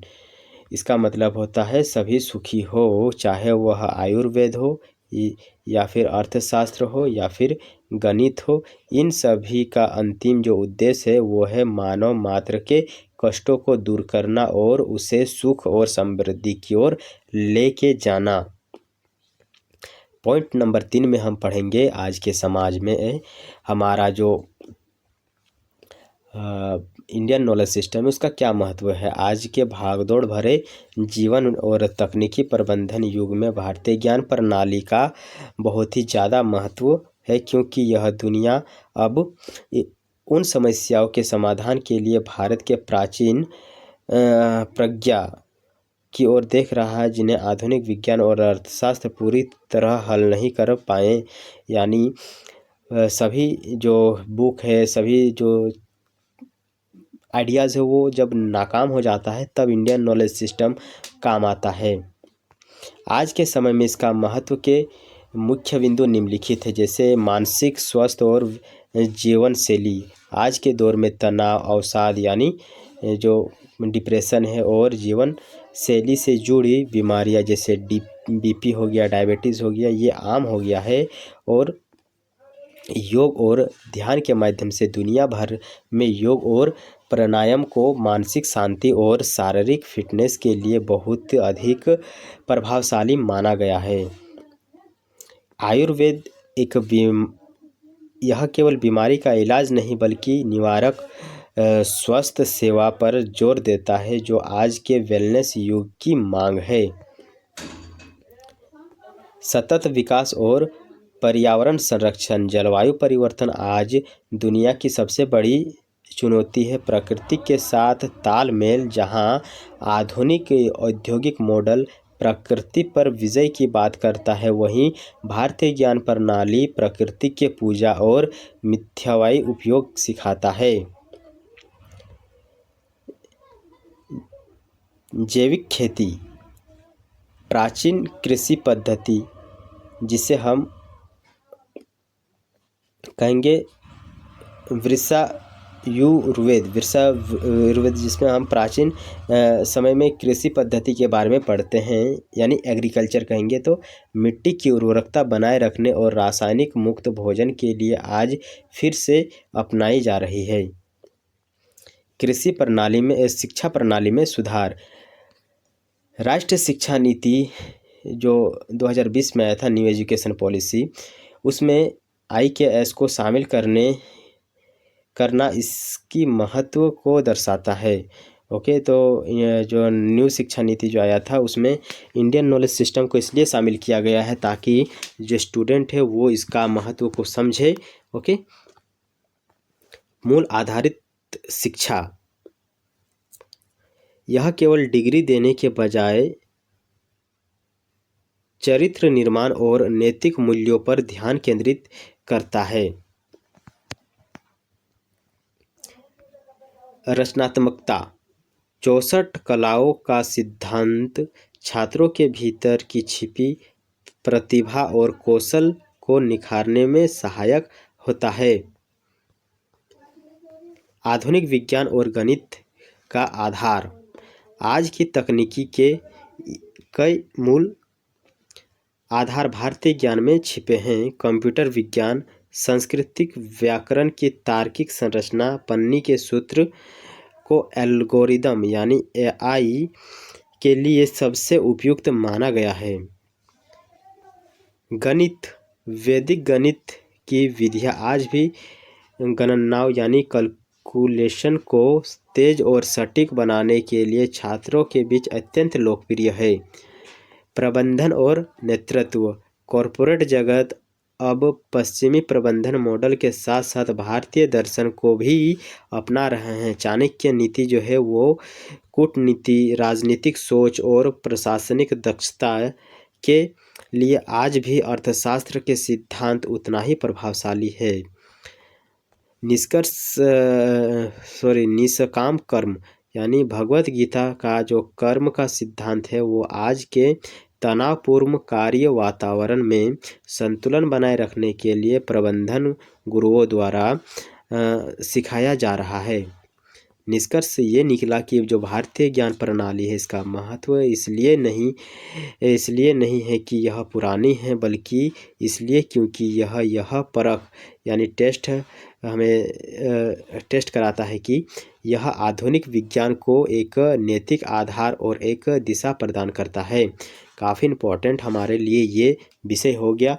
मैं जब इसको अभी आप लोग के साथ पढ़ा तो मुझे लगा हाँ इंडियन नॉलेज सिस्टम काफ़ी इम्पोर्टेंट है और काश ये मेरे टाइम पे भी होता तो हम आज फिर आपको अच्छी तरह से पढ़ाते। ओके, आज का मंत्र।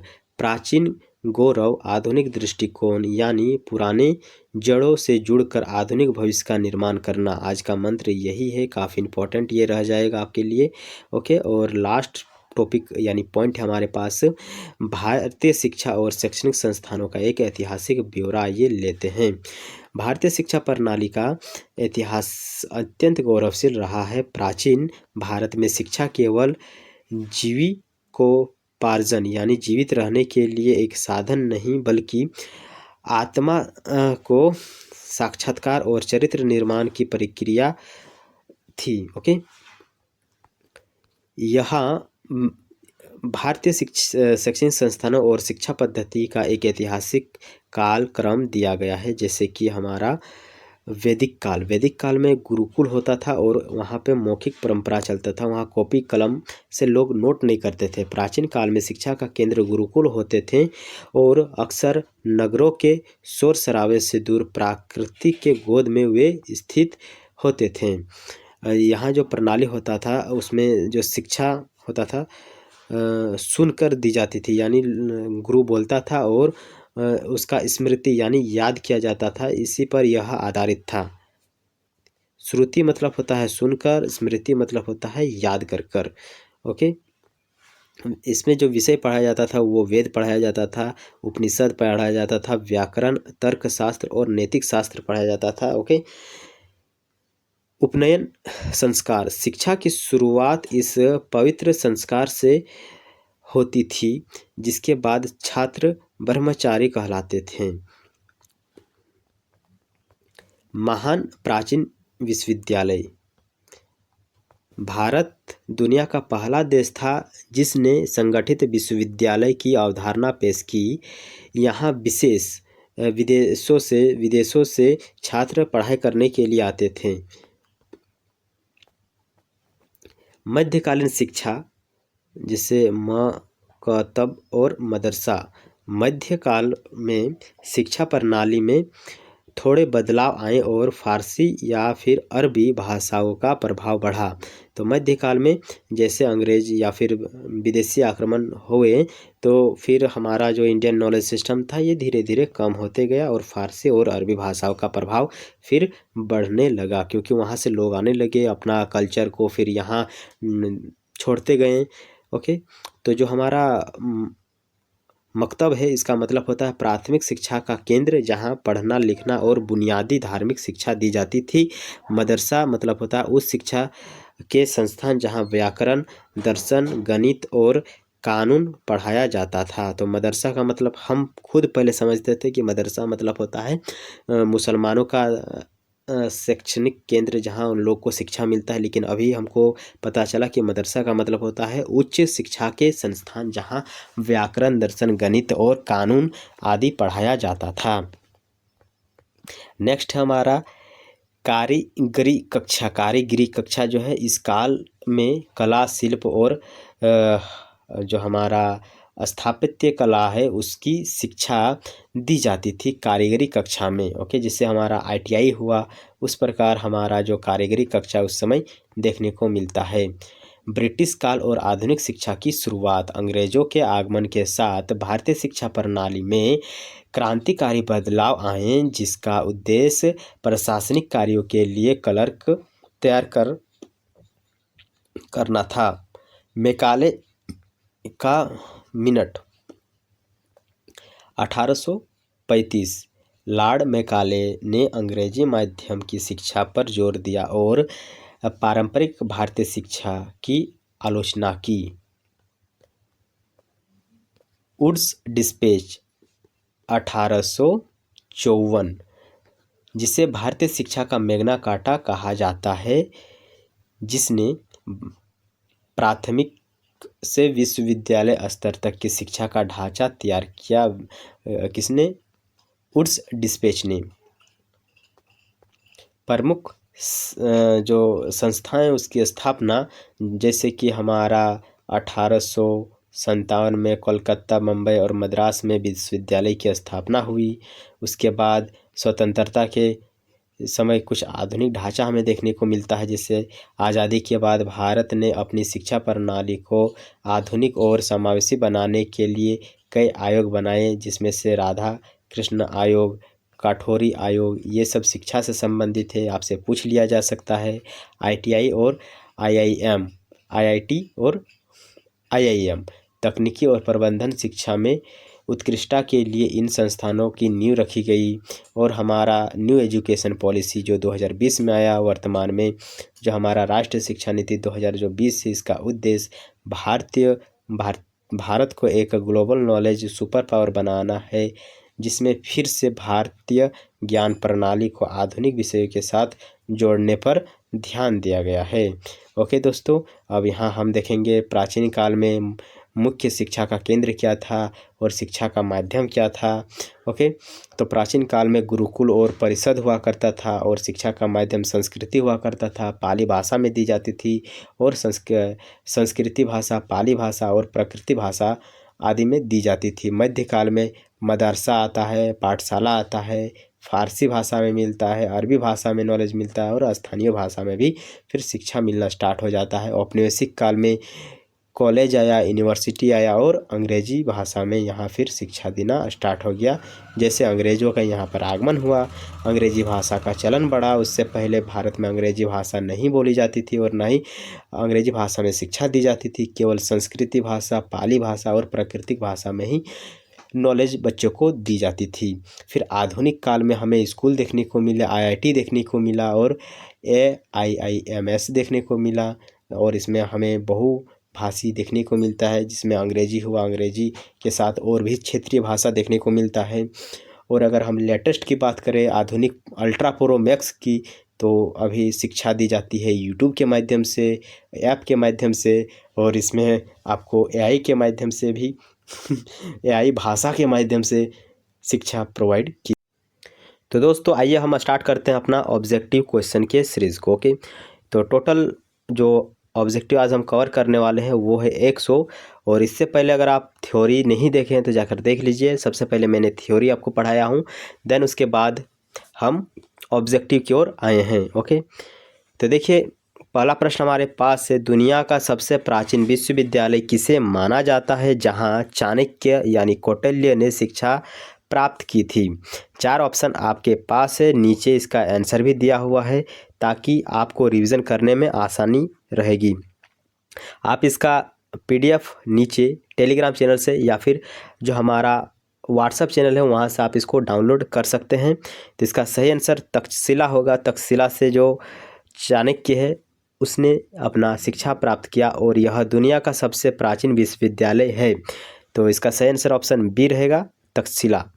नेक्स्ट क्वेश्चन हमारे पास है, नालंदा जो विश्वविद्यालय है उसमें जो पुस्तकालय है उसका क्या नाम था? तो उसका सही आंसर रहेगा धर्मगंज। ओके, नेक्स्ट क्वेश्चन हमारे पास है, देखिए अगला प्रश्न है हमारे पास, एक सेकंड। प्रश्न है, विक्रमशिला विश्वविद्यालय की स्थापना किस पाल शासक ने की थी? तो इसका सही आंसर क्या रहेगा, जरूर आप हमें कमेंट करके बता सकते हैं। इसका सही आंसर ऑप्शन सी रहेगा, धर्मपाल ने विक्रमशिला विश्वविद्यालय की स्थापना की थी और वह एक पाल शासक था। ओके, अगला क्वेश्चन है हमारे पास, अष्टाध्यायी के लेखक कौन हैं जिन्हें संस्कृति व्याकरण का जनक कहा जाता है या माना जाता है? तो पन्नी, अभी हमने जाना कि पन्नी जो है वह एक संस्कृति में महान व्यक्ति हैं, उन्होंने व्याकरण की रचना की है और उन्होंने फिर अष्टाध्यायी की भी रचना की है। अगला क्वेश्चन है हमारे पास, प्राचीन भारत में प्लास्टिक सर्जरी का जनक किसे कहा जाता है? तो इसका सही आंसर क्या रहेगा, आप हमें ज़रूर बता सकते हैं। ओके, तो इसका सही आंसर सुश्रुत रहेगा, सुश्रुत। तो ये प्रश्न काफ़ी इम्पोर्टेंट है, जो पूछा गया है, शून्य यानी जीरो और दशमलव प्रणाली जो है इसका प्रतिपादन किस भारतीय गणितज्ञ ने किया था? तो इसका सही आंसर ऑप्शन बी रहेगा, आर्यभट्ट। ज़रा सा भी टेंशन नहीं लेने का, ये जो पीडीएफ है मैं आप सबके लिए टेलीग्राम चैनल पर प्रोवाइड कर दूंगा। ओके, पहले वीडियो देखिए, देन उसके बाद नीचे कमेंट कीजिएगा, पीडीएफ में आपको दे दूंगा।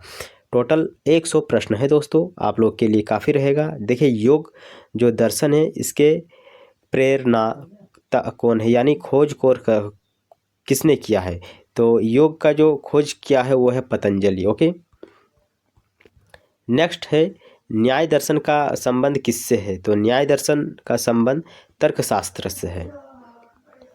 अगला प्रश्न है, भारतीय शिक्षा का मैग्ना कार्टा किसे कहा जाता है? तो वुड डिस्पैच को कहा जाता है और ये आया था 1854 में। ओके, नेक्स्ट है, जो नई शिक्षा नीति 2020 में लागू की गई थी उसमें जो स्कूली शिक्षा का नया ढांचा क्या रखा गया था? इसका सही आंसर ऑप्शन बी रहेगा, 5 साल, 3 साल, 3 साल, 4 साल, ये ही न्यू ढांचा है। तो इसीलिए आप लोग का जो ग्रेजुएशन हो रहा है 4 साल का हो रहा है। अगला प्रश्न है, निरुक्त की रचयिता कौन है? निरुक्त है, उसकी रचयिता कौन है जिसे व्युत्पत्ति विज्ञान यानी एटिमोलॉजी का सबसे प्राचीन ग्रंथ माना जाता है? तो निरुक्त का जनक किसे कहा जाता है? वासक को कहा जाता है। सभी प्रश्नों को नोट कर लीजिएगा, काफ़ी इंपॉर्टेंट रहेगा आप लोग के एग्ज़ाम के लिए। अगला प्रश्न है, भारतीय संगीत का मूल किस वेद को माना जाता है? जो हमारा भारतीय संगीत है, सॉन्ग है, ये कहाँ से आया है? इसका एविडेंस कौन सा हमें वेद देता है? तो सामवेद देता है। अगला जो प्रश्न है, पंचतंत्र का लेखक कौन है जो प्राचीन भारत में व्यवहारिक ज्ञान और नीति शिक्षा का प्रमुख ग्रंथ था? तो पंचतंत्र का लेखक विष्णु शर्मा है, ऑप्शन ए इसका सही आंसर होगा। अगला है, सुश्रुत संहिता में कितनी तरह के शल्य चिकित्सा उपकरणों का वर्णन मिलता है? तो जो हमारा सुश्रुत संहिता है उसमें टोटल 100 से अधिक आपको शल्य चिकित्सा यानी सर्जरी के लिए इंस्ट्रूमेंट देखने को मिलता है। टोटल 121 उपकरण है, मशीन मतलब। अगला है, खगोलीय विज्ञान का प्रसिद्ध ग्रंथ सूर्य सिद्धांत किसने लिखा है? इसका सही आंसर क्या रहेगा, आप ज़रूर बताइएगा। ओके, तो इसका सही आंसर ऑप्शन सी रहेगा, मैसूर यानी आर्यभट्टीय परंपरा। नोट, आर्यभट्ट ने इसी पर विस्तार में कार्य किया था। ओके, अगला है, वृक्षारोपण जिसमें हम वृक्ष के बारे में पढ़ते हैं, जैसे वर्तमान में हम बॉटनी में वृक्षों के बारे में पढ़ते हैं, उसी प्रकार प्राचीन काल में वृक्षायुर्वेद में हम लोग वृक्ष के बारे में पढ़ते थे। तो यह जो है इसका लेखक कौन है ये पूछा गया है। तो ऋषि जो पराशर है वो इसके लेखक हैं। अगला प्रश्न है, वैशेषिक दर्शन के अनुसार ब्रह्मांड का निर्माण किन सूक्ष्म कणों से हुआ है? तो परमाणु से हुआ है। इसका सही आंसर ऑप्शन सी रहेगा। ऋषि कनद ने परमाणु सिद्धांत दिया था। ओके, अगला क्वेश्चन है, सांख्य दर्शन के अनुसार सृष्टि किन दो तत्वों से मिलकर बनी हुई है? इसका सही आंसर क्या रहेगा? आप जरूर हमें कमेंट करके बताइएंगे। तो इसका सही आंसर ऑप्शन बी रहेगा, प्रकृति और पुरुष। अगला क्वेश्चन है, चीनी यात्री जो वेनसांग है उसने भारतीय विश्वविद्यालय मतलब भारत के किस विश्वविद्यालय में लगभग 5 साल रहकर अध्ययन किया था? तो नालंदा विश्वविद्यालय में रहकर जो चीनी यात्री वेनसांग था वह पढ़ाई किया था। अगला प्रश्न है, नालंदा विश्वविद्यालय को 12वीं शताब्दी के अंत में किसने नष्ट कर दिया था? तो बख्तियार जो खिलजी है उसने नष्ट कर दिया था। ऑप्शन सी इसका सही आंसर रहेगा। ओके, इसके बाद हम मॉक टेस्ट करेंगे जो कि काफ़ी इंपॉर्टेंट रहेगा। देखिए, वन लाइनर फैक्ट हम कुछ याद कर लेते हैं, जैसे प्राचीन इंजीनियरिंग जो मानसार है और जो हमारा मई मतमम वास्तुकला है उसके लिए प्रसिद्ध है। और जो हमारा धातु विज्ञान है यह दिल्ली का जो लौह स्तंभ है उसके प्राचीन भारतीय धातु विज्ञान की श्रेष्ठता का प्रमाण है, जिसमें आज तक जंग नहीं लगा है। आप धातु का जो विज्ञान है इसमें अगर कोई उदाहरण आपसे पूछा तो आप बता पाएंगे कि दिल्ली में जो लौह स्तंभ है वो इसका एक बेहतरीन उदाहरण है। लोहा होने के कारण उसमें अभी तक जंग नहीं लगा है, तो सोच सकते हैं उस धातु को किस प्रकार किस तरीके से बनाया गया था।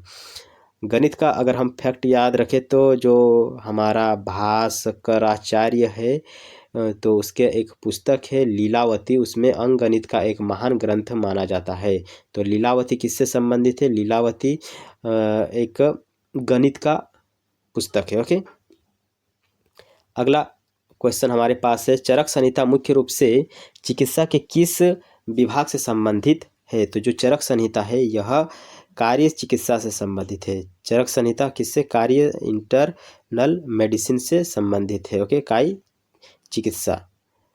अगला है, अष्टांग हृदय के लेखक कौन है जिन्होंने चरक और सुश्रुत के ज्ञान को संकलित किया? ओके, तो इसका सही आंसर ऑप्शन ए रहेगा, बाणभट्ट। कौन? बाणभट्ट। अगला प्रश्न हमारे पास है, लीलावती और बीजगणित नामक प्रसिद्ध गणितीय जो ग्रंथ है उसका रचयिता कौन है? तो भास्कराचार्य द्वितीय होंगे। इसका सही आंसर उन्होंने सिद्धांत शिरोमणि भी लिखा है। सिद्धांत शिरोमणि भी लिखा है किसने?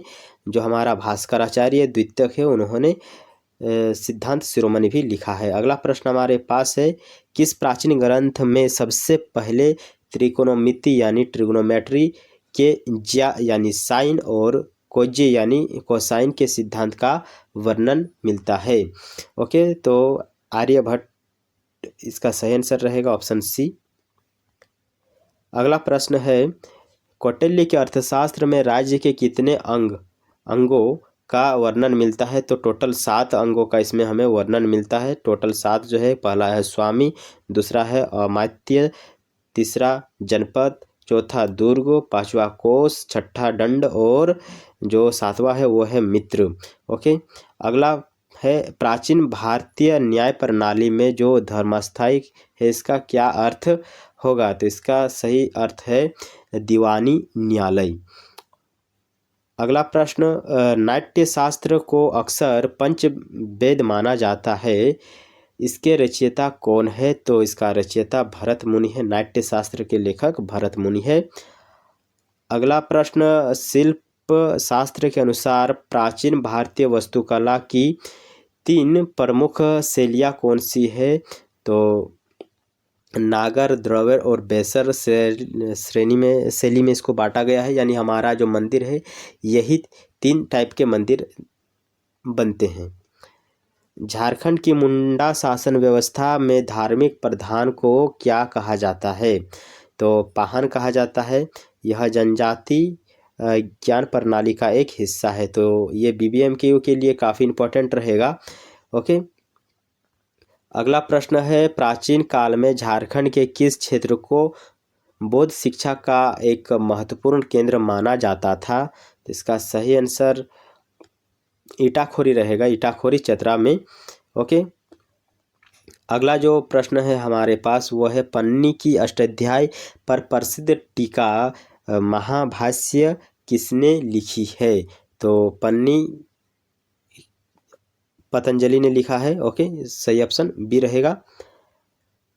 तमिल भाषा के सबसे प्राचीन व्याकरण ग्रंथ का नाम क्या है जिसे दक्षिण का व्याकरण भी कहा जाता है। इसका सही आंसर रहेगा, थोड़ा दक्षिण जैसा यानी साउथ जैसा नाम है, तोल्कापियम। ओके, अगला प्रश्न, प्राचीन भारत में बादलों के प्रकार और वर्षा की भविष्यवाणी करने के लिए मेघमाला जैसे ग्रंथों की रचना किसने की थी। तो महामिहिर, गर्ग ऋषि, कश्यप ऋषि, इन तीनों ने मिलकर मेघमाला जैसे ग्रंथ की रचना की थी जिसके माध्यम से भविष्य में कब वर्षा होगा इन सब के बारे में वो बताते थे। अगला प्रश्न है हमारे पास, अग्नि पुराण और वायु ब्रह्म पुराण में वृक्षारोपण और उद्यानों के प्रबंधन को क्या कहा गया है। तो उपवन विनोद, क्या उपवन विनोद कहा गया है। नेक्स्ट है रस विद्या ओ के अंतर्गत पारे को औषधि के रूप में उपयोग करने का सिद्धांत किस विद्वान ने दिया था। तो नागार्जुन ने दिया था। उन्हें रसायन शास्त्र का जनक कहा जाता है। जो नागार्जुन है उनको रसायन शास्त्र यानी केमिस्ट्री का जनक माना जाता है। अगला प्रश्न, प्राचीन भारत में जहाज़ों के निर्माण और समुद्री व्यापार के सिद्धांत का वर्णन किस ग्रंथ में मिलता है। तो उक्त कल्पतरु राजा भोज द्वारा लिखित यह जो ग्रंथ है इसमें विभिन्न प्रकार के जहाज़ों का वर्णन हमें देखने को मिलता है। कौटिल्य के अनुसार मंडल सिद्धांत का मुख्य उद्देश्य क्या था। ओके, इसका सही आंसर ऑप्शन बी रहेगा, विदेशी नीति और कूटनीति। ओके, इसमें 12 राजाओं के संबंध का वर्णन हमें देखने को मिलता है। एक बार आप वीडियो को फिर से देखिएगा, काफ़ी मज़ा आएगा और पीडीएफ से आप रिवीजन कर लीजिएगा, बहुत ही जल्द आपका रिवीजन हो जाएगा। विदुर नीति महाभारत के किस पर्व का हिस्सा है जो नैतिक शासन और जीवन दर्शन सिखाती है। तो उद्योग पर्व, क्या उद्योग पर्व है। ओके, झारखंड की कुरमाली और खोट्टा जैसे क्षेत्रीय भाषा में करम पूजा यानी पर्व के दौरान गाए जाने वाले गीतों में किसका ज्ञान छिपा होता है। ओके, तो इसका सही आंसर कृषि चक्र और प्राकृतिक संरक्षण का। अगला प्रश्न, झारखंड के किस प्राचीन स्थल को झारखंड का हम्पी कहा जाता है जहां स्थापत्य कला के उत्कृष्ट नमूने मिलते हैं। इसका सही आंसर ऑप्शन बी रहेगा, नवरत्नगढ़, दोयसा नगर।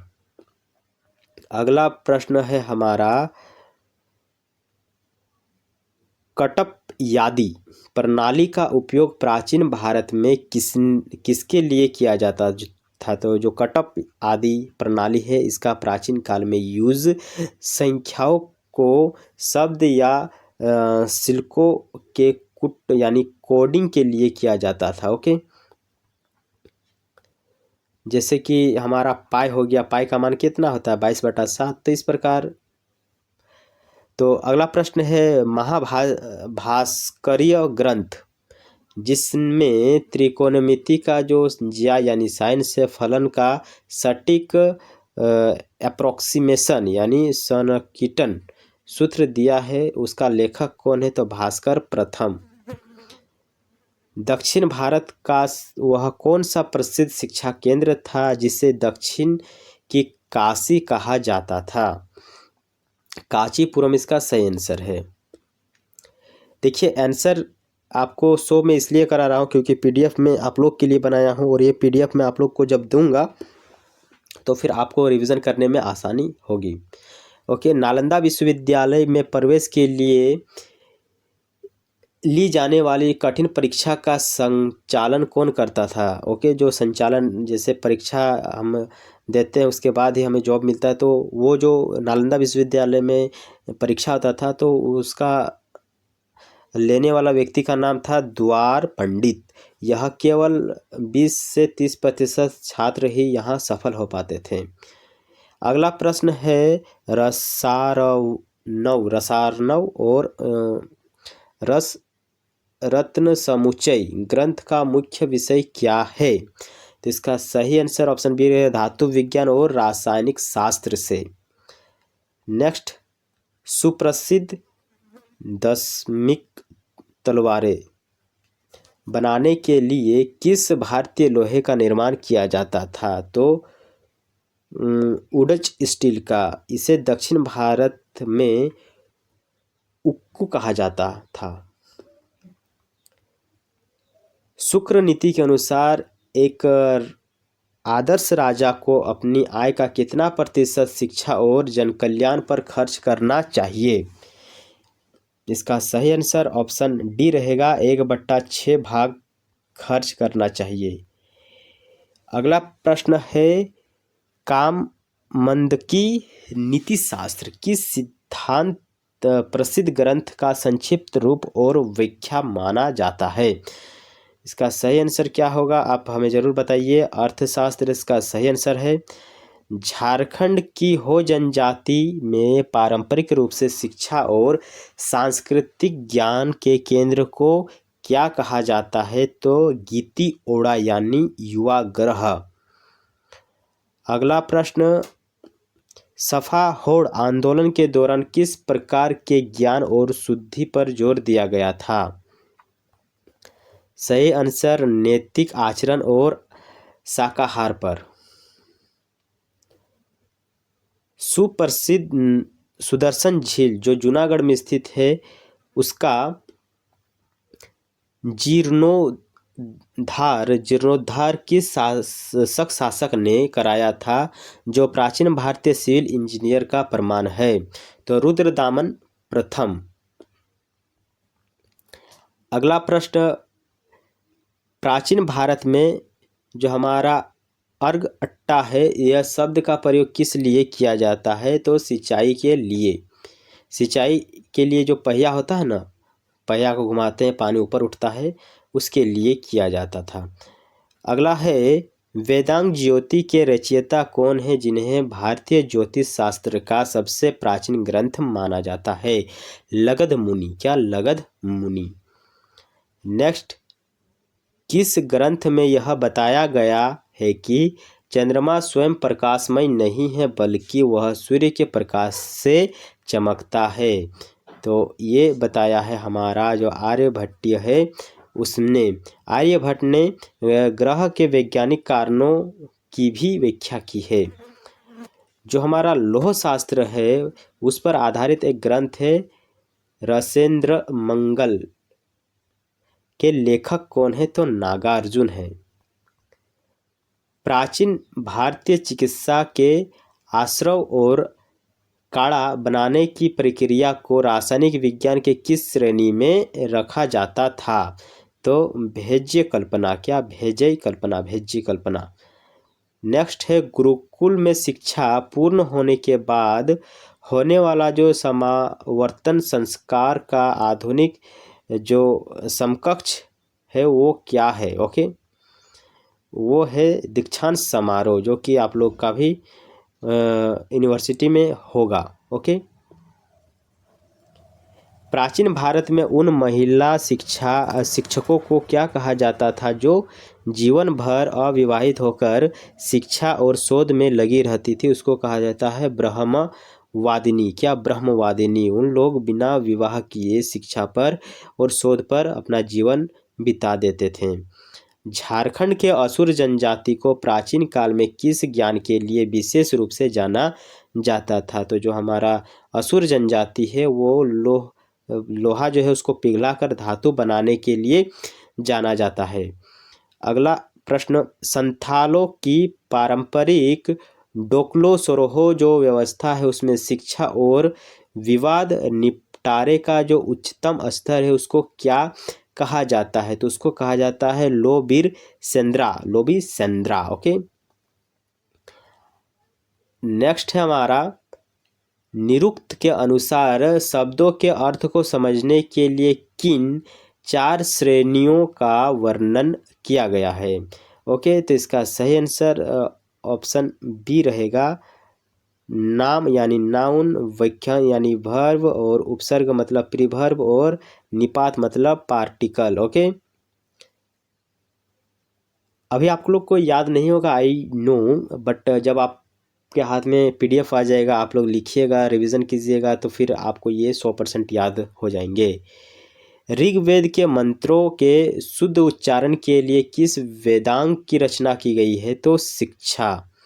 ओके, अगला है, युक्त कल्पतरु में राजा भोज ने जहाजों के निर्माण में लोहे की कीलों के प्रयोग को क्यों वर्जित किया था?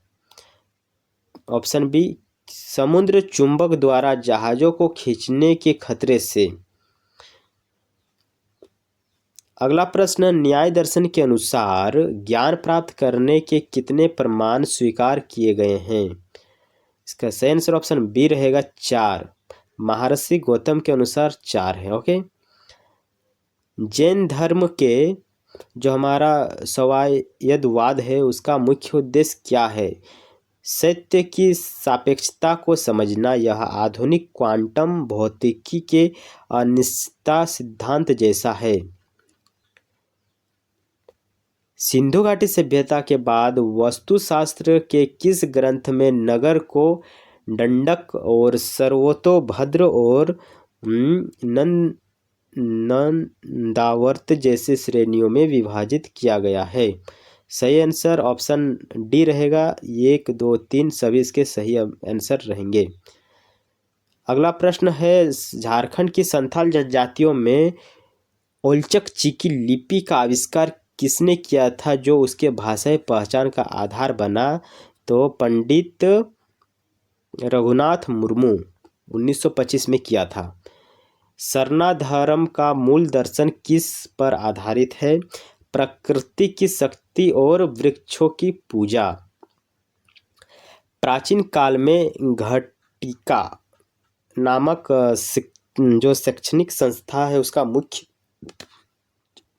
शिक्षण संस्था है उसका मुख्य रूप से कहाँ प्रचलन था? तो दक्षिण भारत में, विशेषकर पल्लव और चालुक्य काल में। ओके, नेक्स्ट है, नालंदा विश्वविद्यालय के पतन के बाद कौन सा संस्थान बौद्ध शिक्षा का अंतिम प्रमुख केंद्र बना? तो जगदला। वर्तमान में यह बांग्लादेश में स्थित है, जगदला। कौटिल्य के अर्थशास्त्र के अनुसार दूरी मापने की सबसे छोटी इकाई क्या है? तो अंगुल। 8 यौ बराबर 1 अंगुल होता है। आज के समय में यह लगभग 1.9 सेमी के बराबर माना जाता है। तो अर्थशास्त्र का अनुसार जो अंगुल है ये दूरी मापने का सबसे छोटा इकाई है। अगला प्रश्न है, मानसूल्लास नामक ग्रंथ जिसमें चित्रकला, संगीत और वास्तुकला का विस्तृत वर्णन है, उसका रचयिता कौन है? तो सामेश्वर तृतीय। नेक्स्ट, राजा सवाई मतलब एक राजा सवाई सिंह है, सवाई सिंह द्वारा निर्मित जंतर मंतर में सम्राट यंत्र का मुख्य कार्य क्या था? ओके, तो सम्राट यंत्र जो लगाया गया था उसका मुख्य कार्य था स्थानीय समय की सटीक गणना करना। नेक्स्ट है, यंत्रराज नामक ग्रंथ जो खगोलीय उपकरण है विशेषकर एस्ट्रो लेवल पर आधारित है, इसका लेखक कौन है? तो महेंद्र पुरी। क्या है? Mahendra Puri, option A.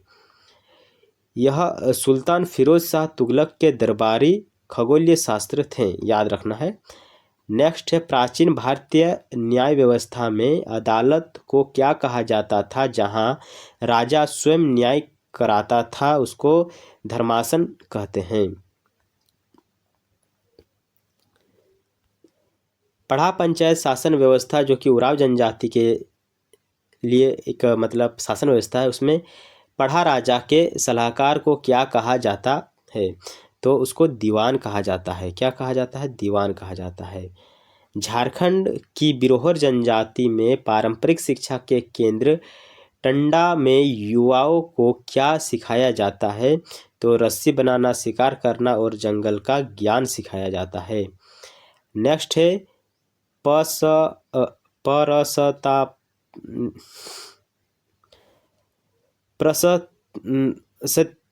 भाग्य में जो वेग ये मेरा से उच्चारण नहीं हो पाया ओके, होता है बहुत सारा शब्द ऐसा में वेग यानी जो वेलोसिटी है और जो संवेग यानी मोमेंटम है, इसीलिए तो इंग्लिश का यूज़ किया गया है ना, क्योंकि हमारे संस्कृत और हिंदी में बहुत सारे ऐसे शब्द हैं जो कि उच्चारण नहीं हो पाते हैं, जिस कारण इंग्लिश ज़्यादा यूज़फुल होता है।